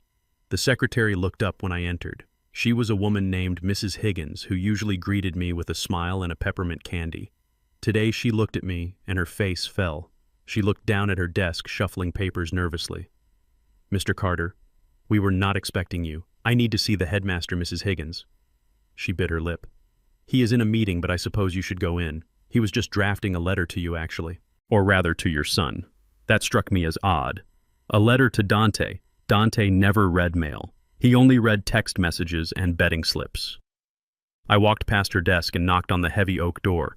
A voice called out to enter. Headmaster Vance was sitting behind a desk that was large enough to land a plane on. He stood up when he saw me, but he did not extend his hand. He looked uncomfortable. He looked like a man who was about to deliver a death sentence. "Winston, I am surprised to see you. We usually see you on the first Saturday. I am here early. I wanted to see Leo, and I wanted to drop off the tuition check personally this month." I reached into my pocket and pulled out the envelope I had prepared. It contained a check for $3,000 drawn from my personal pension account. It was the money I scraped together every month after paying the utility bills. Vance looked at the envelope. He did not take it. He sighed and took off his glasses, rubbing the bridge of his nose. "Winston, please sit down." I sat. The leather chair creaked. "What is wrong? Is Leo in trouble? Is he sick?" "No, Winston. Leo is fine physically. He is a bright boy, one of our best robotics students. But we have a problem, a significant administrative problem." He opened a file folder on his desk. "We have not received a tuition payment for Leo in 6 months. The room stopped spinning. It just stopped. The air left my lungs. 6 months. That is impossible. I give the check to Dante on the 1st of every month. I write it out to the school. He tells me he mails it. He shows me the receipt from the post office." Vance shook his head sadly. "We have received nothing since January. We have sent letters. We have sent emails. We have called your son's number repeatedly. We were told by his wife that the checks were in the mail. Then she told us there was a banking error. Last week she told us that you were having financial difficulties and that we needed to be patient." Financial difficulties. I felt a cold fire ignite in my stomach. I had given Dante $18,000 in the last 6 months. $18,000 meant for his son's education, and he had stolen it. He had stolen it to pay for his car. He had stolen it to pay for Paige's clothes. He had stolen it to feed the slot machines on his phone. And the receipt from the post office. It was fake. He had printed it. He had looked me in the eye every month and lied to me while holding the future of his own child in his hands. So, Leo. Vance looked down at his hands. We cannot carry a student indefinitely, Winston. We are a business. The board met yesterday. We made the decision to terminate Leo's enrollment effective immediately. We were calling your son today to come collect him. Expelled. My grandson was being kicked out of the only stable home he had because his father was a thief. Where is he? He is in his dormitory packing. We told him it was the administrative break. We did not want to upset him. I stood up. My knees felt weak, but my anger held me upright. Do not call Dante. Do not call anyone. I reached into my inner jacket pocket. I pulled out my checkbook, not the one for my pension account. The other one. The one bound in black leather that I kept in the safe. The one linked to the Beatrice Legacy Trust. I opened it. I took my pen. How much for the arrears? $18,000 plus late fees.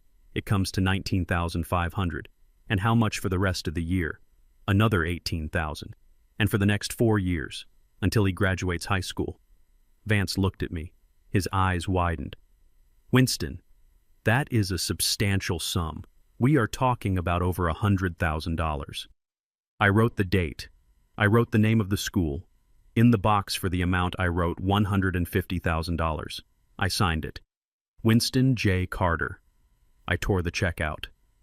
The sound was loud in the quiet office. I slid it across the desk.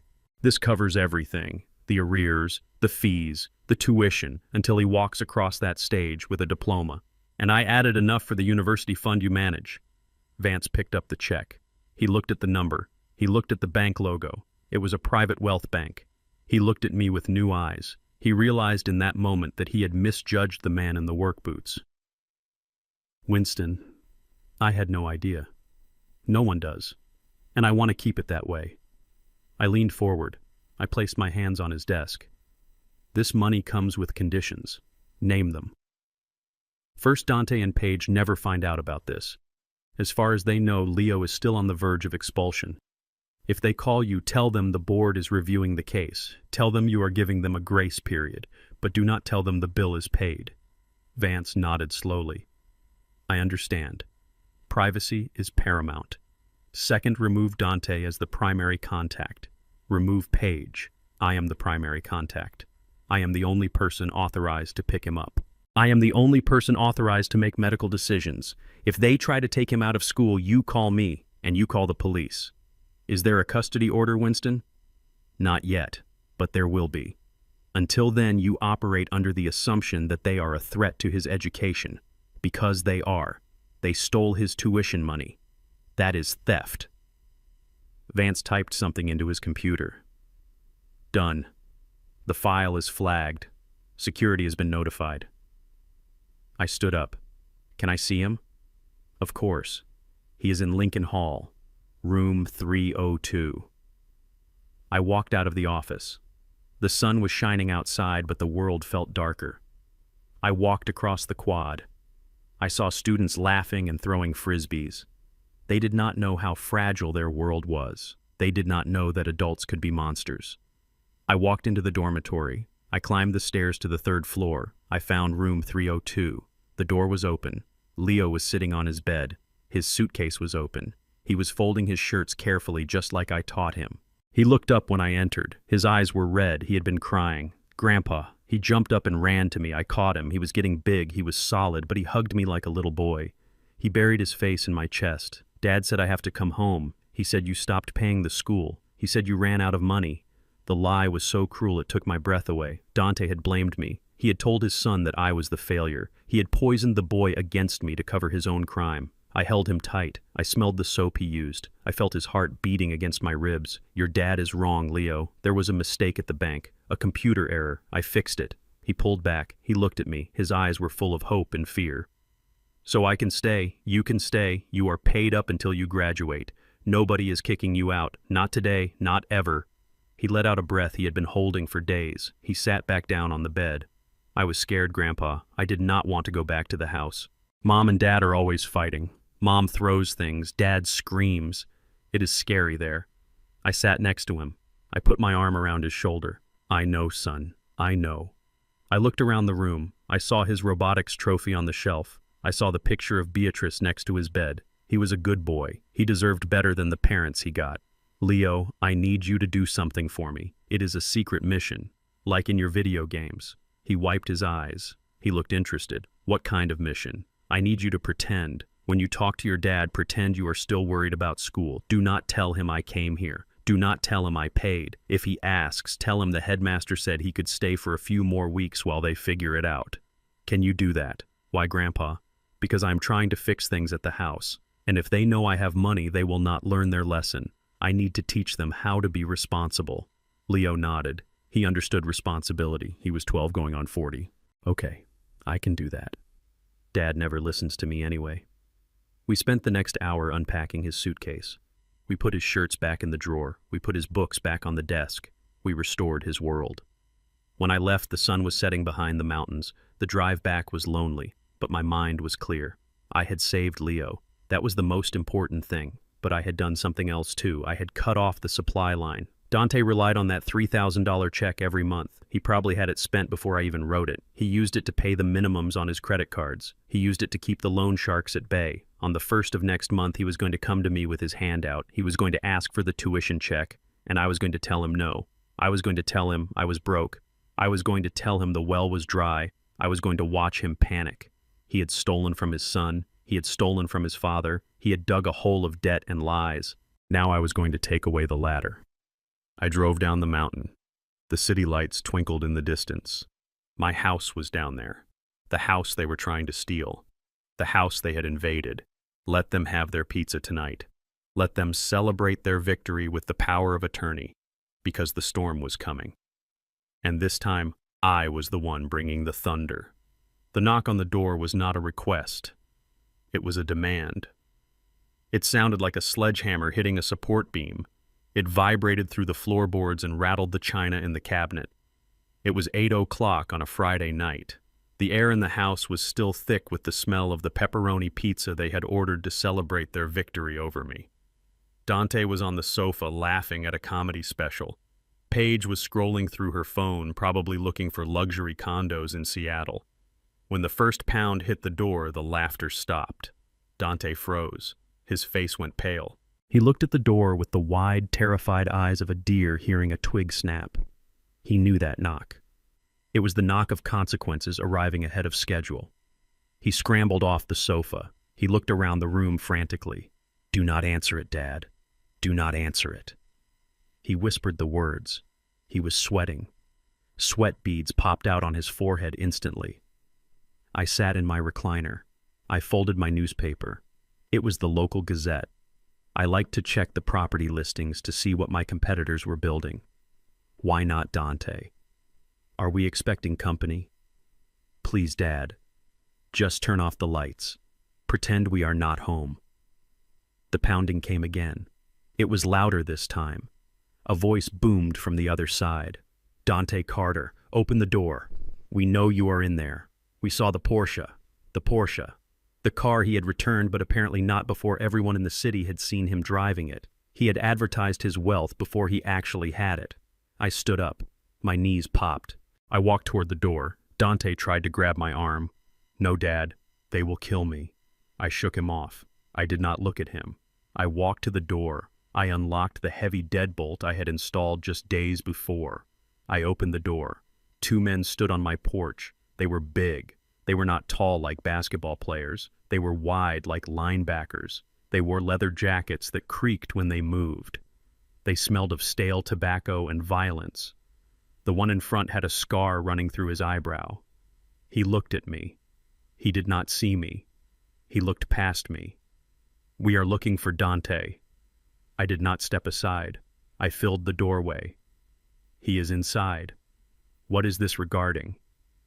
The man smiled. It was not a nice smile. It was a showing of teeth. "It is regarding a debt, a significant debt. Your son has been playing the spread on college football. He is not very good at it. He owes us $200,000. And the grace period expired at noon. $200,000. I kept my face impassive. I did not gasp. I did not flinch. Inside I felt a cold confirmation. This was the hole. This was the reason for the rush. This was why they needed the house. This was why they needed to lock me away. Dante was not just greedy. He was drowning. Dante appeared behind me. He was cowering. He looked small. Please, Marcus. I need a little more time. My dad is selling the house. The paperwork is being processed. I will have the money next week, I swear. Marcus looked at me. He looked at the house. He evaluated the asset. Is that true, old man? Are you selling? I looked at Marcus. Then I looked at Dante. My son was pleading with his eyes. He was begging me to lie for him. He was begging me to save him from the sharks he had invited into our lives. I turned back to Marcus. My name is Winston Carter. This is my house. It is not for sale. It will never be for sale. If my son owes you money, that is between you and him. But you will not collect it from my property. Dante let out a strangled sound. It was the sound of a drowning man watching the life raft sail away. Dad, what are you doing? Tell him. Tell him about the power of attorney. I looked at Dante cold and hard. The power of attorney that I signed under duress. The one my lawyer has already flagged with every bank in the state. That document is worthless, Dante. Just like your promises. Marcus laughed. It was a dry, dusty sound. Well, Dante, it looks like Daddy is not playing ball. You have 48 hours. After that, we start breaking things, and we will start with your knees. He pointed a thick finger at me. You have a nice porch, old man. Be ashamed if something happened to it. Get off my property. I said it quietly, but I said it with the weight of a man who has poured the concrete under their feet. Marcus looked at me. He saw something in my eyes. Maybe he saw the soldier I used to be. Maybe he just saw a man who had nothing left to lose. He stepped back. 48 hours, Dante. Tick-tock. They turned and walked down the steps. They got into a black SUV and drove away. I closed the door. I locked the deadbolt. I turned around. The explosion happened instantly. You crazy old bastard! You just signed my death warrant! Dante was screaming. He was pacing the room, tearing at his hair. He was vibrating with terror and rage. 200,000, Dad. Do you know what they do for 200,000? They do not just break knees. They make people disappear. Paige stood up. She had been watching from the hallway. Her face was twisted. The mask of the sophisticated wife fell away completely. Underneath was a feral creature, cornered and vicious. You selfish, senile old man. She walked toward me. Her finger was pointed at my face. Her nail polish was chipped. We are trying to save this family. We are trying to build a future. And you stand there with your self-righteous attitude and doom us all. Why? For this house. For this pile of rotting wood. You cannot take it with you, Winston. You are going to die soon anyway. Why not help your son while you are still breathing? I looked at her. Help him. Is that what you call it? You call stealing my retirement helping. You call forging medical records helping. You call threatening to take my grandson away helping. Paige scoffed. We did what we had to do. Because you are too stubborn to do the right thing. You hoard your money while Dante suffers. You have a pension. You have Social Security. You do not need the equity in this house. We need it. We deserve it. Deserve. That word again. The anthem of their generation. I walked past them. I did not engage. You cannot reason with a hurricane. You just batten down the hatches. I went to my recliner. I sat down. I picked up my newspaper. I snapped it open. I began to read an article about the local zoning board meeting. The silence in the room was electric. It was the silence of a fuse burning down. My calmness was the spark. They wanted me to yell. They wanted me to cry. They wanted me to open my checkbook and fix it. By doing nothing, I was denying them their reality. Dante stopped pacing. He looked at me. He looked at the newspaper hiding my face. He breathed heavy, ragged breaths. Look at me, he shouted. Look at me when I am talking to you. I turned the page.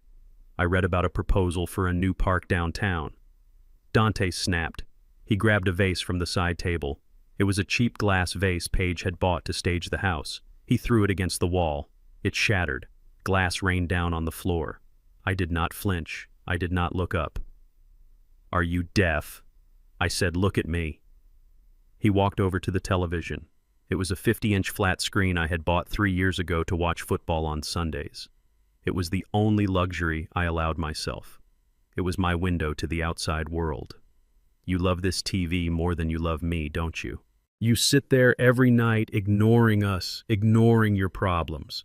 He grabbed the top of the TV. He rocked it back and forth. The stand creaked. "Dante, stop it," Paige said, but her voice lacked conviction. She wanted to see him break something too. She wanted to see me hurt. "If you are not going to help me, then you do not get to enjoy anything." Dante pulled the TV forward. It tipped. It fell. It hit the hardwood floor face down. The sound was a sickening crunch of plastic and glass. The screen cracked. The electronics sparked. A thin wisp of acrid smoke rose from the vents. The room went silent. The only sound was Dante's heavy breathing. He stood over the broken machine, his chest heaving, his hands clenched into fists. He looked at me expecting a reaction. He expected me to jump up. He expected me to strike him. I lowered the newspaper slowly. I folded it. I placed it on the side table. I looked at the black broken rectangle on the floor. I looked at the shards of glass. I looked at my son. I stood up. I walked over to the TV. I stepped over it. I walked to the fireplace. I picked up the broom and the dustpan I kept in the corner. I began to sweep. I swept the glass into a pile. The sound of the bristles on the wood was rhythmic. Swish, swish, swish. Dante watched me. His eyes were wide. He looked terrified, not of me, but of my reaction. My silence was terrifying him more than any scream could. "Say something, damn it. Yell at me. Hit me. Do something." I stopped sweeping. I leaned on the broom handle. I looked him in the eye. "You broke the vase, Dante. That was $20. You broke the TV. That was $500. You owe the bookies $200,000. I paused. I let the numbers hang in the air. "You are a man who breaks things, Dante. That is all you are. You break promises. You break trust. You break furniture. And now you have broken the last thread of respect I had for you." Dante stepped back. He looked like I had slapped him. "I am your son. No, you are a debtor and I am not your bank." I turned back to the mess. I swept the debris into the dustpan. I walked to the kitchen and dumped it in the trash. Then I walked to the hallway. "I am going to bed. Clean up the rest." And Dante. I stopped at the foot of the stairs. I did not look back. "Do not ask me for money again. The bank is closed. Permanently." I walked up the stairs. I heard Paige sobbing in the kitchen. I heard Dante kicking the wall. I heard the sound of a family dissolving. I went into my room. I locked the door. I sat on the bed. My hands were trembling now. Not from fear, from sorrow. He had broken the TV. He thought that would hurt me. He thought that would break me. He did not understand. The TV was just things, plastic and wire. What he had really broken was the illusion that there was anything left to save. I reached for my phone. I opened the app connected to the hidden cameras. I saved the footage of the last 20 minutes, the threats, the admission of the gambling debt, the violent destruction of property. It was all there, in high definition. I sent the file to Strickland. I sent a copy to Detective Miller, who I had met with the day before. I lay down on the bed. I stared at the ceiling. Tomorrow. Tomorrow would be the end. They thought they were desperate tonight. They had no idea what desperation felt like. They would find out when the sun came up. I closed my eyes. I did not sleep. I waited for the dawn.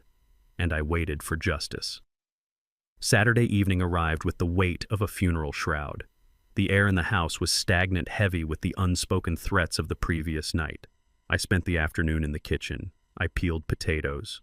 I chopped carrots. I seared cubes of beef in the cast-iron pot Beatrice and I had received as a wedding gift 45 years ago. Cooking has always been my meditation. It is construction on a smaller scale. You build flavors layer by layer. You create something that nourishes.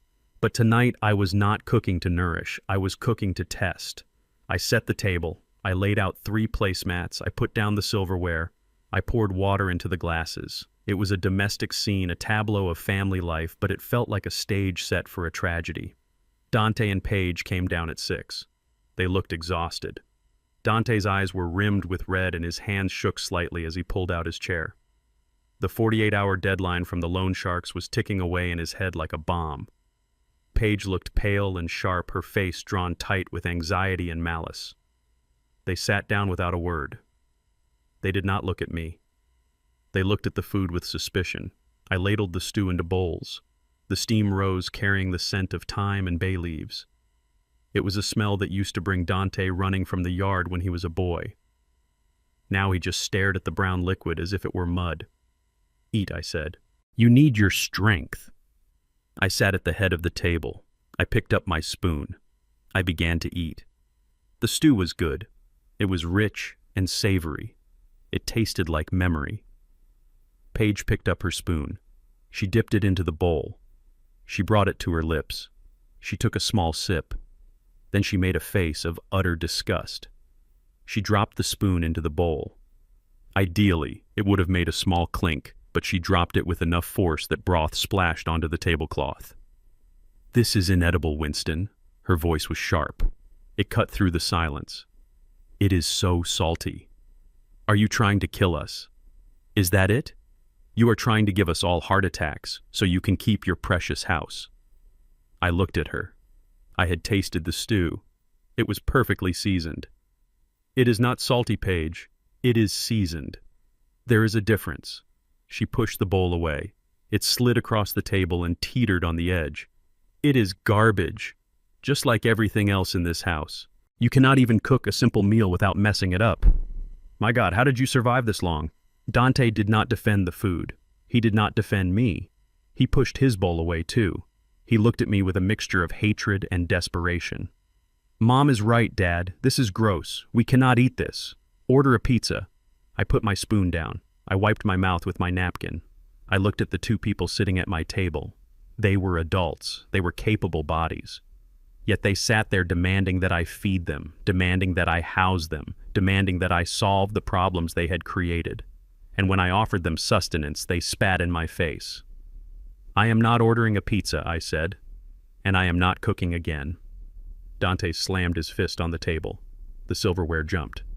"So we starve. Is that the plan? You starve us out until we leave." I looked him in the eye. "No, Dante. You do not starve.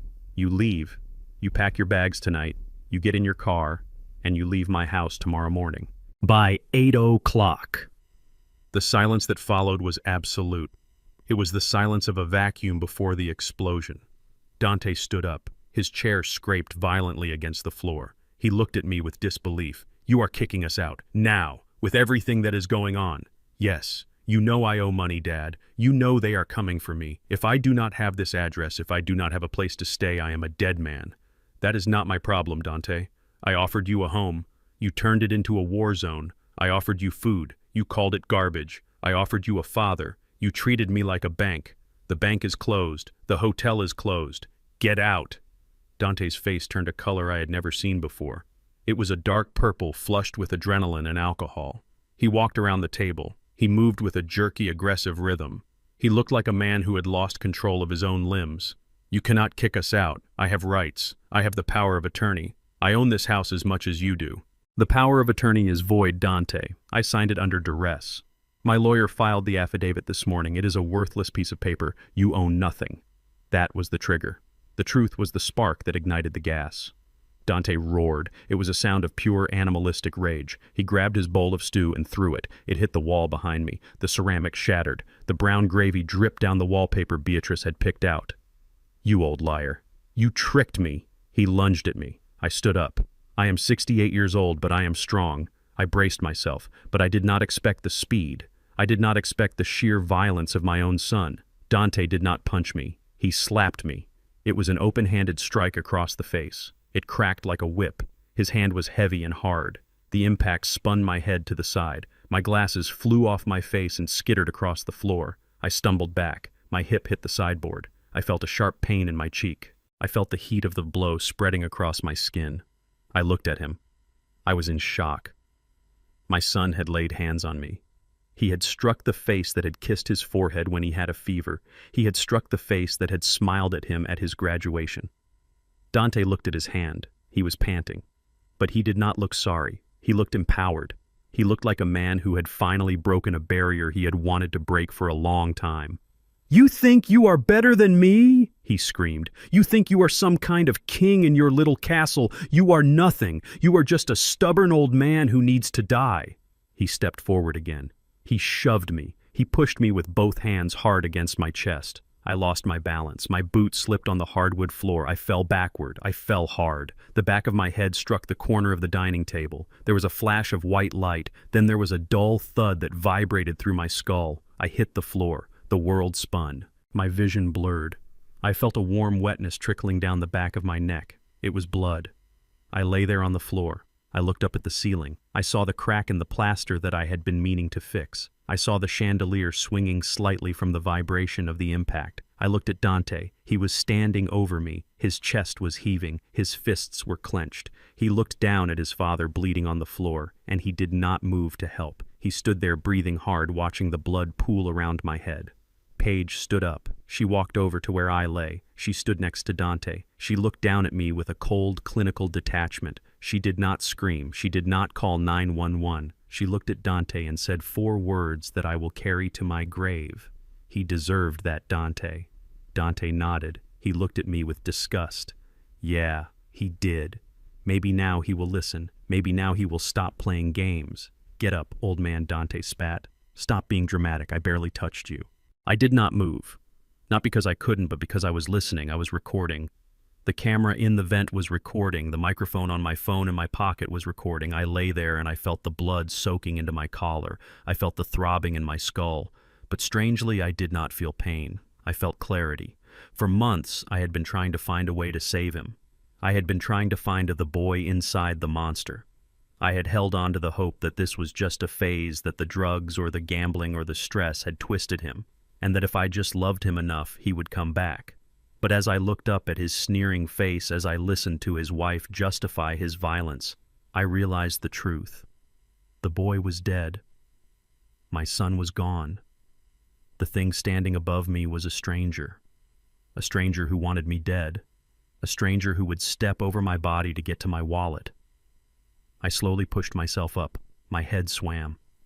I put a hand to the back of my neck. It came away red. I looked at the blood on my fingers. It was dark and thick. I used the chair to pull myself to my feet. I swayed. I grabbed the edge of the table to steady myself. Dante took a step back. He looked wary now.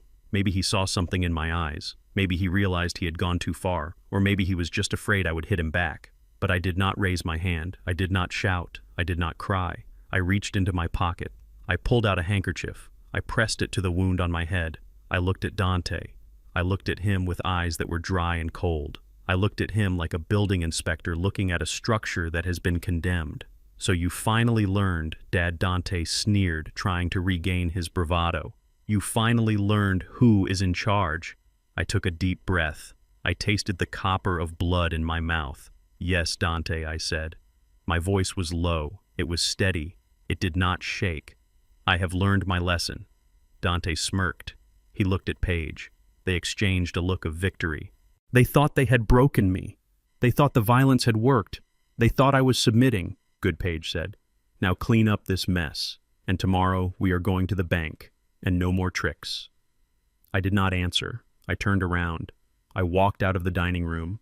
I walked past the broken bowl on the floor. I walked past the splatter of stew on the wall. I walked down the hallway to my bedroom. I walked with a straight back. I did not limp. I heard Dante laugh behind me. "See, Paige, you just have to show him who is boss. He is soft. He always was." I went into my room. I closed the door. I turned the lock. I went to the bathroom. I looked in the mirror. There was a gash on the back of my head about 2 inches long. It was bleeding freely. I opened the first aid kit. I cleaned the wound. It stung, but the pain was distant. I applied a butterfly bandage. I stopped the bleeding. I looked at my reflection. My eyes were hard. They were the eyes of a stranger. "I have learned my lesson," I whispered to the mirror. "I learned that blood does not make you family. I learned that mercy is a weakness when you are dealing with predators. I learned that you cannot save someone who wants to drown you." I walked back into the bedroom. I sat on the edge of the bed. The assault was the final piece. It was the physical evidence. It was the felony. I picked up my phone. I stopped the recording. I saved the file. Then I opened my contacts. I scrolled past the doctor, I scrolled past the bank. I stopped at the name of the sheriff. Jim Patterson. We fished together on Sundays. He was a good man, a fair man. And I scrolled to the name of Detective Miller, the man investigating the fraud ring that Dante's bookie was part of. And I scrolled to Strickland. It was time. They wanted the bank, they wanted the house, they wanted control. Tomorrow morning I would give them exactly what they asked for. I would give them a full accounting. I lay down on the bed fully clothed. I listened to the sounds of the house. I heard Dante and Paige upstairs. They were arguing about what color to paint the living room once I was gone. They were spending money they did not have. They were planning a future on a grave they had just dug. I closed my eyes. Sleep well, Dante. Sleep well, Paige. Because when you wake up, the world will be a very different place. I am Winston Carter, and I have learned my lesson. The deadbolt slid into place with a sound that felt final. It was a heavy metallic clack that separated my world from theirs. I stood with my back against the wood of the bedroom door. I could hear my own breathing. It was ragged and shallow. I touched the bandage on the back of my head. It was damp. The blood had stopped flowing freely, but the throb was there. It beat in time with my heart. Thump, thump, thump. Each beat was a reminder of the hand that had struck me. I did not sit down immediately. I walked to the window. I looked out at the street. The streetlights were humming. The neighborhood was asleep. They did not know that inside the brick house on the corner, a family had just died. The autopsy was finished. The cause of death was greed. Now it was time to arrange the funeral. I moved to my desk. I sat in the leather chair that had molded to my shape over 20 years. I turned on the small desk lamp. The pool of yellow light illuminated my phone. It sat on the blotter like a black monolith. It was the instrument of my judgment. I picked it up. My hands were steady. The trembling from earlier had passed. It had been replaced by a cold mechanical precision. I was back on the job site. I was looking at a structure that was unsound. I was preparing to bring it down with a controlled demolition. I dialed the first number. Jim Patterson answered on the second ring. He sounded groggy. It was late. Sheriff Patterson. Jim, it is Winston. There was a pause. The rustle of sheets. The shift in tone from sleep to alert. Winston. Is everything all right? It is past midnight. I need you to come to the house tomorrow morning, Jim. 8 o'clock sharp, and bring 2 deputies.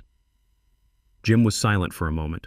He was a good man. He had known Dante since he was in diapers. He had fished with me on the Chattahoochee River. He knew a man like me did not make this kind of request lightly. Is it Dante? Yes. He assaulted me tonight. I heard Jim exhale. It was a long, heavy breath. Are you hurt, Winston? Do you need an ambulance? I am walking. I am talking. But he drew blood, Jim. He put me on the floor, and he destroyed property. I have it all on video. On video. Yes. I need you to arrest him, Jim. I need you to charge him. Assault, battery, elder abuse. Jesus, Winston. That is a felony. He will go to prison. I know. That is where he belongs. I hung up. I did not wait for him to argue. I did not want his sympathy. I needed his badge. I dialed the second number. Franklin Strickland was awake. Lawyers like him do not sleep. They wait in the dark for opportunity. Winston, I saw the file you uploaded. The video. You saw it. I saw it. It is brutal, Winston. I am so sorry. Do not be sorry, Frank. Be a lawyer. Execute the eviction. Now. Tonight. Tonight. I want the paperwork ready. I want the deed transfer finalized. I want the restraining order drafted and signed by a judge. Wake one up if you have to. You know Judge Henderson owes me a favor from the election cycle. I can have the papers served in the morning, Winston. But are you sure? Once we file the restraining order, he cannot come within 500 feet of you. He will be homeless. He made his choice when he raised his hand, Frank. He is not my son anymore. He is a trespasser, and I want him removed. Understood. I will meet the sheriff at your door at 8. And Frank, the trust. Yes. Cut him off. Completely. Not a dime. Not a penny. If he needs a lawyer for his defense, let him use a public defender. Consider it done. I hung up. The second pillar was in place. The law was coming. I dialed the third number. Detective Miller picked up on the first ring. He was working the night shift. He was the man investigating the underground gambling ring that had its claws in my son. Mr. Carter. Detective, you told me you needed leverage on the bookies. You told me you needed a witness who could tie the debts to the enforcers. I did. My son owes them $200,000. They came to my house. They threatened me.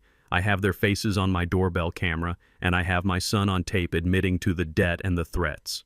Miller's voice sharpened. That is actionable, Mr. Carter. That connects the dots. We can use that to get a warrant for the bookie. But your son, he will be implicated.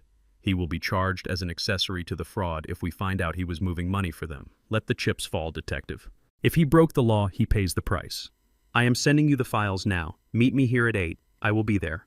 I put the phone down. The trinity was complete. The sheriff, the lawyer, the detective, the Father, the Son, and the Holy Ghost of justice. I stood up. I walked to the closet. I pulled out my suitcase. It was a small leather weekender. I had bought it 10 years ago for a trip Beatrice and I had planned to take to Paris. We never went. The cancer took her first. Now I was finally using it. I did not pack clothes. I did not pack shoes. I could buy those things. I was a wealthy man. I packed the things that money could not replace. I walked to the nightstand. I picked up the framed photo of Beatrice. The glass was gone, broken by the careless elbow of a stranger at the party. I ran my thumb over her face. I placed the photo gently between the layers of the lining. I opened the top drawer. I took out my military medals, the Purple Heart, the Bronze Star. They were heavy in my hand. They were reminders of a time when I fought for a country that did not always love me back. Now I was fighting a war in my own living room. I wrapped them in a handkerchief and placed them in the bag.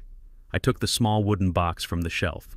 Inside was a lock of hair from Leo's first haircut, a tiny golden curl, and a silver pocket watch that had belonged to my father. He was a sharecropper who never owned a patch of dirt in his life. He had given me that watch on his deathbed and told me to be a man who owns his time. I put the box in the bag. I walked to the bathroom. I took my medication. I took the new bottle of blood pressure pills, the one I had locked in the safe. I put it in the side pocket. I looked around the room. The bed where I had slept for 40 years, the wardrobe I had built, the view of the oak tree in the yard. I was leaving it all. I was leaving the shell of my life. But I was taking the kernel. I was taking the spirit. I zipped the bag shut. It made a sound like a zipper on a body bag. I carried the bag to the door and set it down. Then I went back to the desk. I turned on the printer. It hummed to life. A mechanical beast waking up. I opened my laptop. I opened the folder labeled Evidence. I selected the files, the bank statements showing the unauthorized withdrawals, the credit card bills for the Porsche, the emails from the school about the unpaid tuition, the digital copy of the forged medical records I had intercepted, and the still frames from the video. The moment Dante's hand connected with my face, the moment I hit the floor, the moment Paige looked down at me and smiled, I hit print. The machine began to work. Whir, click, slide, whir, click, slide. Paper began to fill the tray, sheet after sheet of damning truth. It was a paper trail of betrayal. It was the receipt for a transaction that had cost me my heart. I watched the pages stack up. They were warm to the touch. The ink smelled sharp. I took a manila envelope. I put the stack inside. It was thick. It was heavy. I wrote a name on the front. Dante. I placed the envelope on the desk next to the lamp.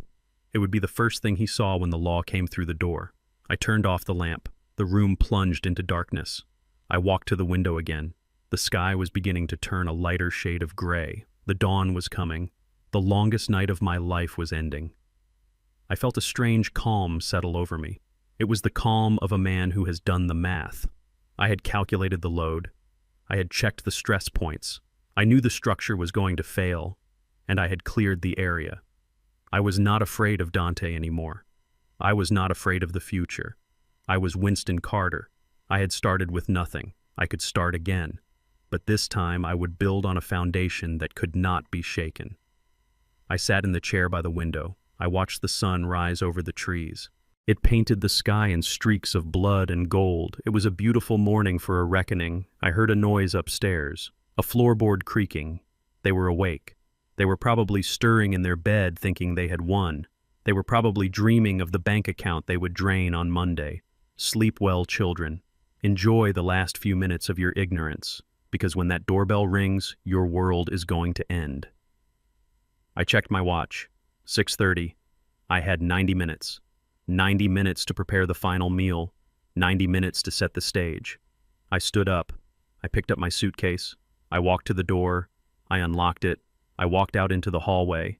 The house was quiet. I walked to the kitchen. It was time to cook. The smell of frying bacon is usually a smell of welcome.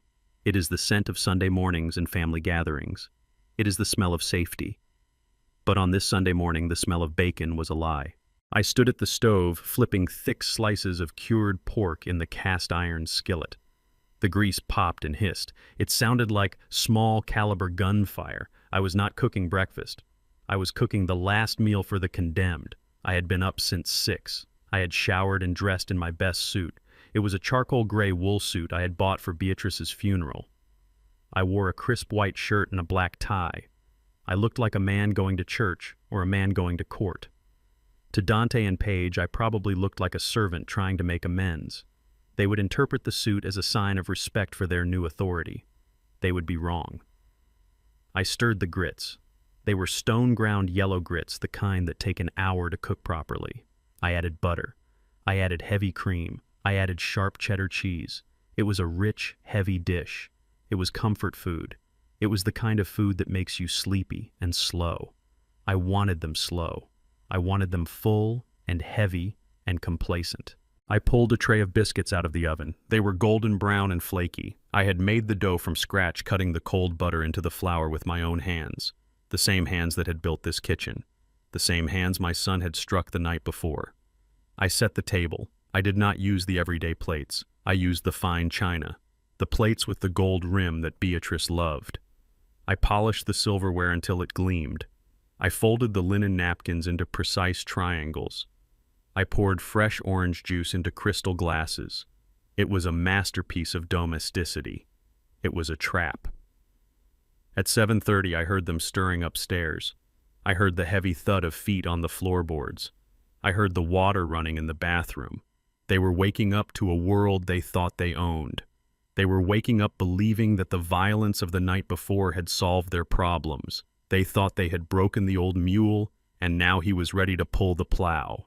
Dante came down first. He was wearing a silk robe he had bought with my money. He looked rough. His hair was messy, and his eyes were puffy from sleep and whatever he had taken to calm his nerves. He stopped in the doorway of the kitchen. He sniffed the air. A slow, arrogant smile spread across his face. Well, look at this. He walked into the room. He walked with a swagger I had never seen before. It was the walk of a man who thinks he has won the lottery. I knew you would come around, Dad, I told Paige. I said the old man just needs a wake-up call. He just needs to know we are serious. He pulled out his chair and sat down.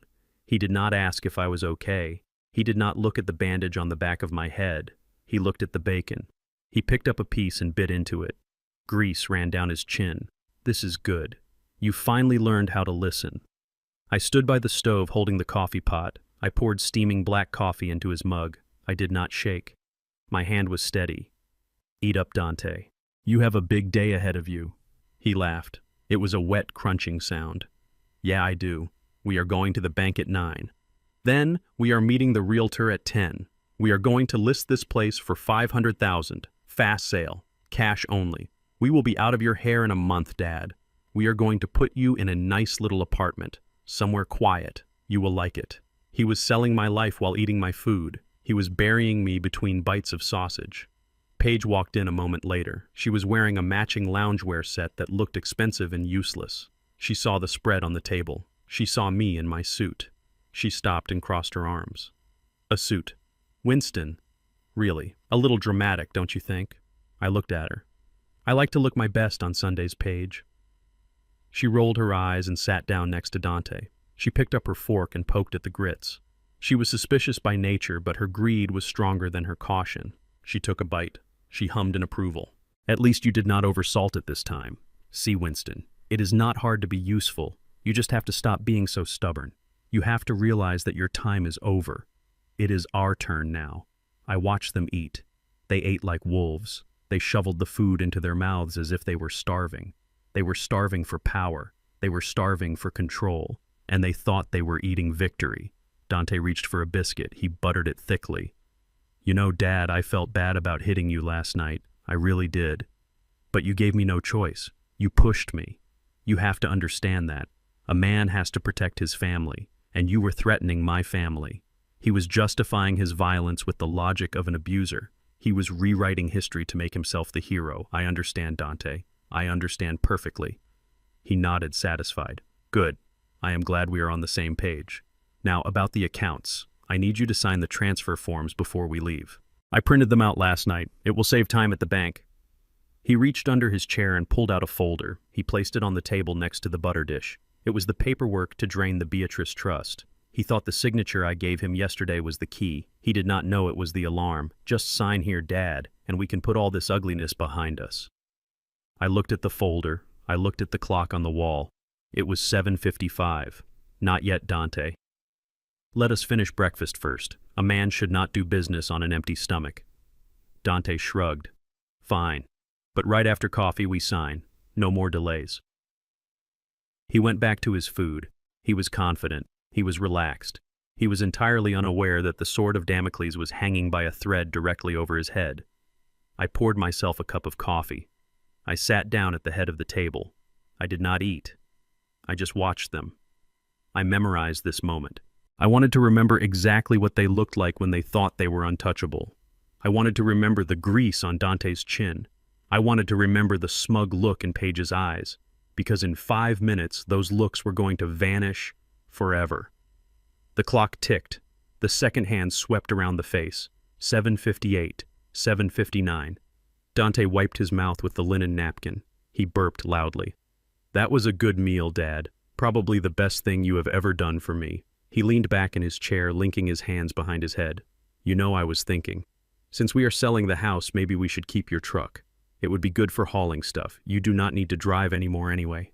Your eyes are getting bad. He was stripping me down to the bone. He wanted the house.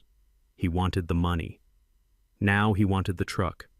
He wanted to leave me with nothing but the clothes on my back. I sipped my coffee. It was hot and bitter. We will see, Dante. We will see. The clock struck 8. Ding, ding, ding. The grandfather clock in the hall chimed the hour. The deep, resonant sound filled the house. It sounded like a bell tolling for the dead. And then right on cue, the doorbell rang. It was not a polite ring. It was a long, solid press. It demanded attention. Dante jumped. He looked at the door. He looked at me. Who is that? Are we expecting someone?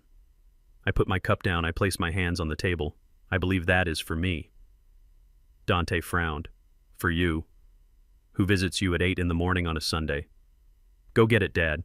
And get rid of them. We have business to discuss. I did not move. I stayed seated. I looked at him. No, Dante. I think you should get it. It is your house now, isn't it? You are the man in charge. You answer the door. Dante glared at me. He was annoyed. He stood up, sighing loudly. Fine, I will get it. But if it is one of your old church friends, tell them to go away. We are busy. He walked out of the kitchen. I heard his heavy footsteps in the hallway. I heard him unlock the deadbolt. I heard the door open. Then I heard the silence. It was a sudden, absolute silence.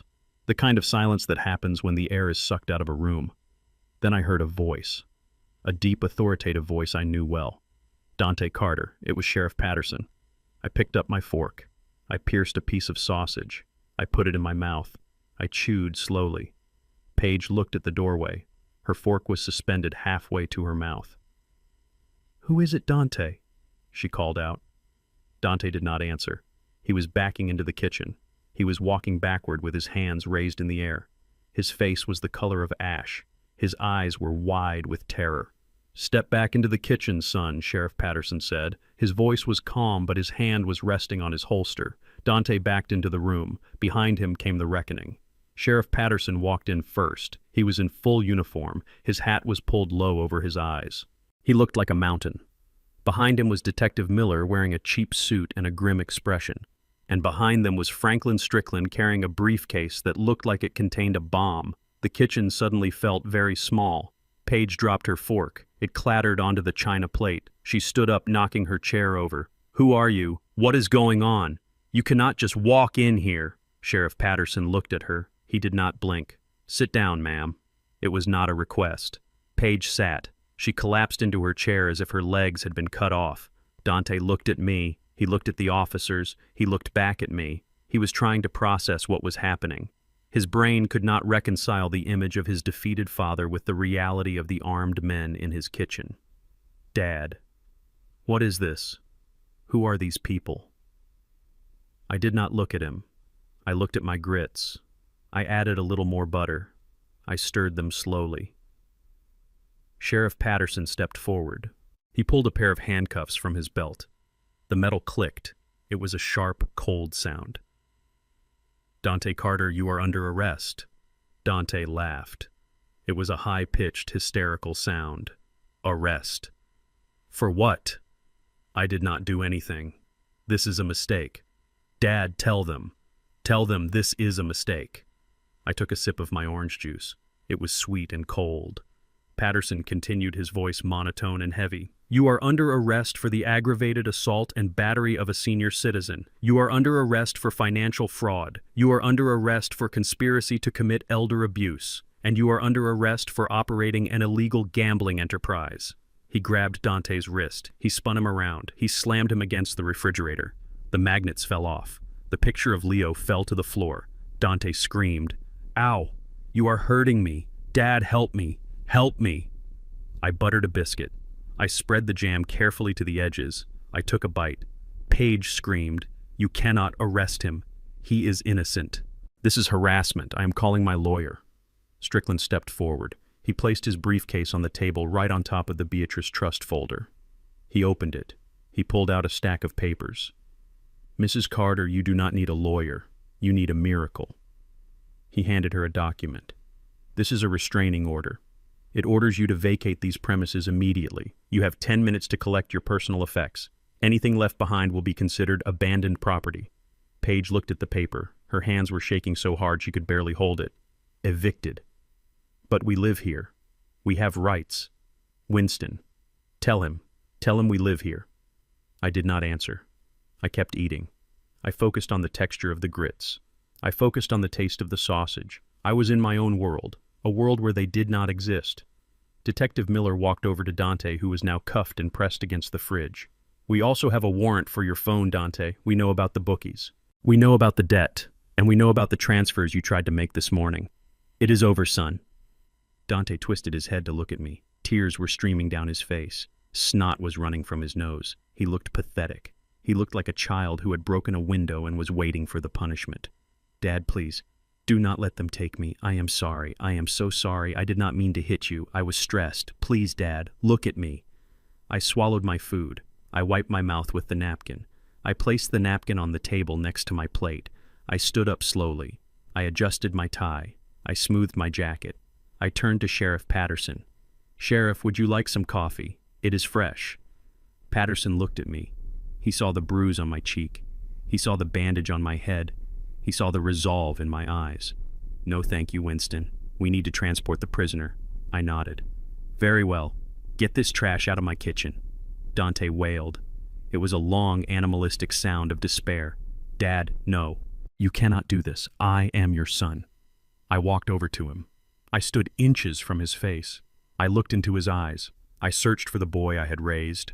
I searched for the son I had loved. I found nothing. I found only a stranger who owed me a debt he could never pay.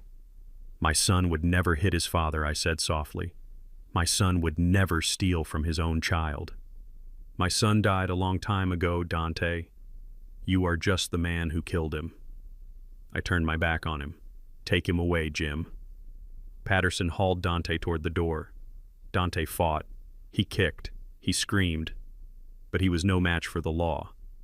They dragged him out of the kitchen, down the hallway, and out the front door. Paige sat at the table, frozen. She looked at the empty doorway. She looked at me. Winston, please. I have nowhere to go. My parents will not take me back. I have no money. I looked at her. I looked at the woman who had thrown my wife's rug in the mud. I looked at the woman who had mocked my cooking and my life. You have 10 minutes, Paige. And the clock started 2 minutes ago. I sat back down. I picked up my fork. I went back to my breakfast. Strickland stood by the door, checking his watch. He did not say a word. He just watched her. Paige stood up. She looked at me with pure hatred. "I hope you rot in this house, Winston. I hope you die alone." I did not look up. I would rather die alone than live with snakes. She ran out of the room. I heard her running up the stairs. I heard her throwing things into a bag. She was frantic. She was terrified. I took another bite of grits. They were still warm. They were delicious. Outside, I saw the lights of the police cruiser flashing through the window. Blue and red. Blue and red. The colors of emergency. The colors of justice. I ate my breakfast in silence. The house was quiet again. The shouting was gone. The chaos was leaving. I was Winston Carter. I was 68 years old. And I was finally eating in peace. The sound of handcuffs ratcheting shut is a sound you never forget. It is distinct. It is the sound of metal teeth biting into metal. It is the sound of freedom ending. Sheriff Patterson tightened the steel around Dante's wrists. He did not do it gently. He did it with the efficiency of a man who has arrested hundreds of criminals. Dante gasped as the metal pinched his skin. He looked down at his hands. He looked at the silver bracelets that bound him. He could not believe it. He looked up at me. His eyes were wet. His mouth hung open. "Dad, tell him to stop.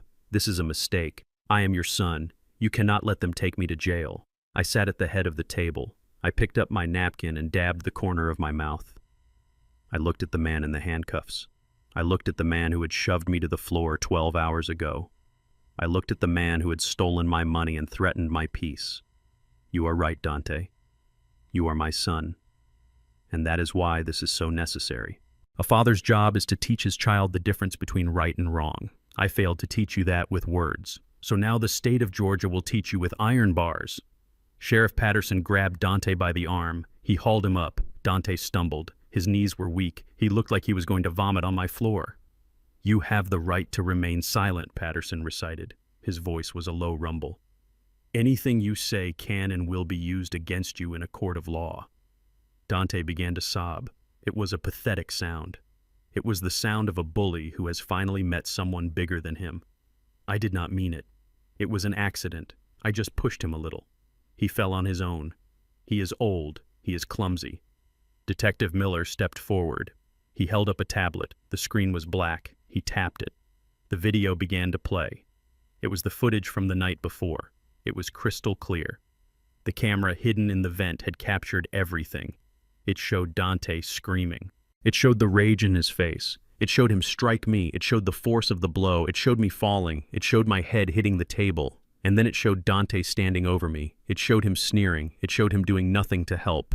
Miller paused the video on a freeze frame of Dante's face. It was a face twisted with hate. "That does not look like an accident, Mr. Carter. That looks like aggravated assault. And since the victim is over 65 years of age under Georgia law, that is a special felony. You are looking at a mandatory minimum sentence. 5 years. No parole." Dante stared at the screen. He saw his own sin captured in high definition. He saw the proof that would bury him. He slumped against the refrigerator. The fight went out of him. "But I have money," he whispered. "I have the trust fund, the Beatrice Legacy Trust. I have power of attorney. I can pay for a lawyer. I can pay bail." I laughed. It was a dry, humorless sound. Strickland stepped forward. He placed his briefcase on the table. He opened it. He pulled out the blue folder Dante had forced me to sign. "I am glad you brought that up," Dante, Strickland said. He held up the document. He pointed to the signature at the bottom. "You were in such a rush to rob your father that you did not even look at the signature. You saw what you wanted to see." Dante squinted. He tried to focus through his tears. "It says, Winston Carter. It is legal." "Read it again," Strickland said. "Read the middle name." Dante looked. "Winston Jerome Carter." "So what?" "That is his name." Strickland smiled. It was the smile of a shark circling a seal. "No, Dante. His legal name is Winston J. Carter. For 40 years, every legal document relating to his estate has been signed with the initial J. But 3 years ago, we filed a special affidavit with the courts and the banks. It states that any document signed with the full middle name Jerome is to be considered signed under duress. It is a distress signal, Dante.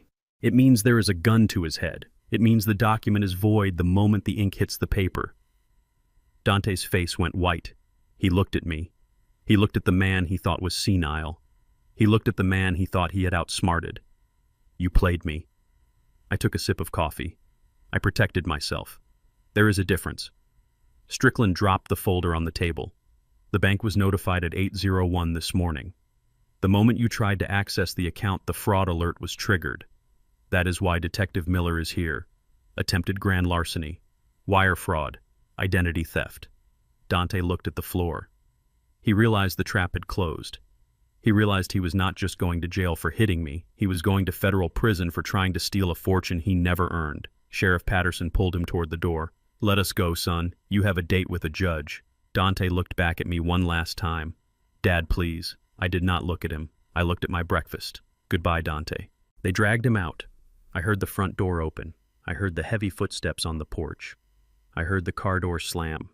The kitchen was quiet, but we were not done. Paige was still standing by the doorway. She had stopped running. She had come back down when she heard the police reading Dante his rights. She stood there clutching her designer handbag. Her face was pale, but her eyes were still defiant. She thought she was safe. She thought she was just an observer. She looked at me. She smoothed her silk blouse. She tried to compose herself. Well, she said, her voice shaking only slightly. You sent your own son to prison. I hope you are happy, Winston. I hope it was worth it. I turned my chair to face her. Sit down, Paige. She hesitated. I am leaving. I am going to my parents' house. You cannot stop me. I did not touch you. I did not hit you. You have nothing on me. Strickland cleared his throat. Actually, Mrs. Carter, we have quite a lot on you. Paige froze. She looked at the lawyer. What are you talking about? Miller tapped the tablet again. The video resumed. It showed me lying on the floor bleeding. It showed Paige standing over me. And then the audio filled the room.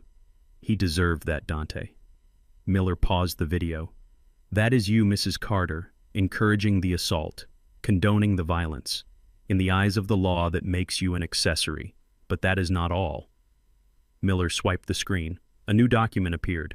We have the emails you sent to the nursing home. We have the emails you sent to the loan sharks negotiating a payment plan using Mr. Carter's assets as collateral. We have the text messages between you and your husband plotting to forge medical records. Miller looked at her. Conspiracy to commit elder abuse, conspiracy to commit fraud, and financial exploitation of a vulnerable adult. You are not going to your parents' house, Mrs. Carter. You are going to the station for processing. Paige dropped her bag. Her hands flew to her mouth. She looked at me, her defiance shattered. She looked like a child who had been caught stealing candy. Winston, please. I was just supporting my husband. I was scared of him. He made me do it. I stood up. I walked over to her. I looked down at her. He made you throw my wife's rug in the mud. He made you destroy my dining room wall. He made you treat me like a dog in my own home. Paige began to cry. Real ugly tears. I am sorry. I am so sorry. We can fix this. I will take care of you. I will cook for you. Just tell them not to arrest me. I laughed. You cook for me. You called my cooking garbage, Paige. You said I was useless. I turned to Strickland. Give her the paper, Frank. Strickland handed Paige a document. It was a single sheet of heavy paper. This is a notice to quit. It is an eviction notice effective immediately. You are not a tenant. You are a squatter. You have 10 minutes to remove your personal effects from the premises. Anything left behind will be donated to the Salvation Army. Paige stared at the paper. 10 minutes. But my clothes, my jewelry, I cannot pack in 10 minutes. Then you better start moving, Strickland said, checking his watch. You have 8 minutes left. Paige looked at Miller. Am I under arrest? Not yet, Miller said. The district attorney wants to interview you first. He wants you to come in voluntarily this afternoon. If you do not show up, then we issue the warrant. But right now, you are being evicted, and Mr. Carter wants you off his property. Paige looked at me. She saw the wall I had built. She saw that there was no door for her. I hate you, she hissed. You are a cruel old man. I nodded. Maybe. But I am a free man, and I am a man who owns his house. Now get out. She turned and ran. She did not go upstairs. She ran out the front door. She left her clothes. She left her shoes. She left her dignity on the kitchen floor. She ran because she knew that if she stayed 1 minute longer, she would end up in cuffs like Dante. The front door slammed shut. The silence returned. But this time it was a clean silence. It was the silence of a job well done. It was the silence of a structure that has been purged of rot. I looked at Strickland. I looked at Miller.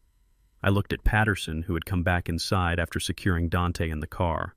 "Gentlemen," I said. "Thank you." Patterson took off his hat. "I am sorry it came to this, Winston. I really am." "Do not be," I said. "It had to happen. The termite does not apologize for eating the wood. You just have to remove it." Strickland put the folders back in his briefcase. "The restraining order is active, Winston. If they come within 500 feet of this house, they go straight to jail. I will have the locks changed within the hour. I have a locksmith waiting outside." "Good." I walked to the window. I looked out at the driveway. I saw Dante in the back of the police cruiser. His head was bowed against the window. He was crying. For a moment I felt a pang of sorrow. He was my blood. I had held him when he was a baby. I had taught him to ride a bike. But then I touched the bandage on my head. I felt the throb of the wound. I remembered the look in his eyes when he hit me. I turned away from the window. I walked back to the table. The grits were cold. The biscuits were hard. But the house was mine again. I sat down. I picked up my coffee cup. It was empty. I looked at my friends. "Who wants breakfast? I can make a fresh batch." Patterson smiled. It was a sad smile, but it was real. "I could eat, Winston." "Me too," Miller said. I stood up. I walked to the stove. I turned on the burner. The blue flame flickered to life. I was Winston Carter. I was 68 years old. I had lost a son. But I had regained my life, and that was a trade I was willing to make. The police cruiser began to roll down the driveway, but then it stopped. Dante had started screaming again. He was thrashing against the window like a trapped bird. He shouted for the deputy to wait. He had one last thing to say, one last curse to hurl at the father who had just cut him off. He needed to have the final word because he had lost everything else. I walked out onto the porch. The morning sun was fully up now, bathing the street in a stark, unforgiving light. The neighbors were out. Mrs. Higgins from across the street was watching from her garden. Mr. Henderson was standing by his mailbox. They saw the police car. They saw the handcuffs. They saw the ruin of my family. But I did not feel shame. I felt lighter than air. I stopped at the top of the stairs. I looked down at the car window where Dante's face was pressed against the glass. He looked distorted. He looked ugly. "You think you won," he screamed. His voice was hoarse. "You think you are a big man now, but look at you. You are an old man in a falling down house. You have nobody. You are going to die in that rocking chair and nobody will find you for weeks. You need me, Dad. You will always be alone in this dump." I reached into the inside pocket of my jacket. I pulled out a leather case. It was not a wallet. It was a cigar case made of Moroccan leather with my initials WJC embossed in gold. I opened it and took out a Cohiba Bihike. It was a cigar that cost more than Dante's weekly grocery budget. I had been saving it for a special occasion. I had thought maybe I would smoke it when Leo graduated college, but today felt like a graduation of sorts. I took out my gold cutter and snipped the end. I struck a match against the porch railing. I held the flame to the tobacco. I puffed slowly until the tip glowed a bright, steady orange. I exhaled a long plume of blue smoke into the morning air. It smelled of earth and victory. I walked down the steps. I walked until I was standing right next to the police car. I leaned down so my face was level with the window. Dante stopped screaming. He stared at the cigar. He stared at the gold cutter in my hand. He had never seen me smoke. He had never seen me hold anything that expensive. "You are wrong, Dante," I said. My voice was calm. It was the voice of a man explaining the laws of physics to a child. This house, this raggedy, falling-down house you hate so much, it was never my prison. It was a test site. I kept it to see if you could love the man without the money. I kept it to see if you respected the father or just the wallet. I took another drag of the cigar. "You failed the test, son. You failed it spectacularly." Dante looked confused. "What are you talking about?" I gestured to the street. "Turn your head, Dante. Look." A car turned the corner at the end of the block. It was not a police car. It was not a taxi. It was a silver Rolls-Royce Phantom. It glided down the street like a shark moving through water. The sunlight gleamed off the spirit of ecstasy on the hood. It was a machine of pure power and elegance. It was out of place in this neighborhood. It looked like a spaceship that had landed in a cornfield. Dante's eyes went wide. He stopped breathing. The car slowed to a stop right in front of my driveway, blocking the police cruiser. The driver's door opened. A man stepped out. He was tall. He was black. He wore a black suit and a chauffeur's cap. He walked around the car. He ignored the police. He ignored Dante. He walked straight to me. "Good morning, Mr. Carter," he said. He opened the back door of the Rolls-Royce. The interior was cream leather and walnut wood. It looked comfortable. It looked like a throne room. Dante stared, his mouth hung open. "Who is that, Dad? Whose car is that?" I looked at my son. I looked at the man who had called me a pauper. "It is my car, Dante. I bought it last year. I keep it in a garage downtown. I do not drive it here because I did not want to spoil you. I did not want you to become lazy." But I guess it did not matter. You became lazy anyway. Dante shook his head. "No. You are lying. You are broke. You have a pension." I laughed. It was a deep, rich sound. "I have a pension, Dante. And I have the Beatrice Legacy Trust. And I have the Carter Holdings Group. You know that skyscraper downtown? The one with the glass spire? The one you said you wanted to work in one day because it was where the real players were?" Dante nodded dumbly. "I own it, Dante. I built it. I own 51% of the stock, and the penthouse on the top floor. That is my apartment. That is where I am going." Dante's face crumbled. The realization hit him like a physical blow. He had not just lost a few $1,000s. He had not just lost a house in the suburbs. He had walked away from an empire. He had beaten his father for pennies when he could have inherited millions if he had just been a decent human being. "No," he whispered. "No, Dad. You are lying. Tell me you are lying." "I am not lying, son. I am leaving." I turned to the deputy in the front seat. "Officer, you can take him now. He has a long time to think about his choices." The deputy nodded. He put the car in gear. Dante started screaming again. But this time it was not anger. It was pure regret. It was the sound of a man watching his soul burn down. "Dad, wait. I am sorry. I did not know. Please, Dad, do not leave me. I love you." I turned my back on him. I walked toward the Rolls-Royce. I handed my cigar case to the driver. I stepped into the cool leather interior. The smell of new car and old money surrounded me. I looked out the window one last time. I saw my old house. The paint was peeling. The porch sagged slightly. It was a good house. It had served its purpose. It had sheltered my family. It had revealed the truth. Strickland was standing on the lawn talking to the locksmith who had just arrived. He waved at me. I nodded. The driver closed my door. The sound was a solid thud that shut out the world. The screaming from the police car was muffled now. It sounded distant, like a bad memory.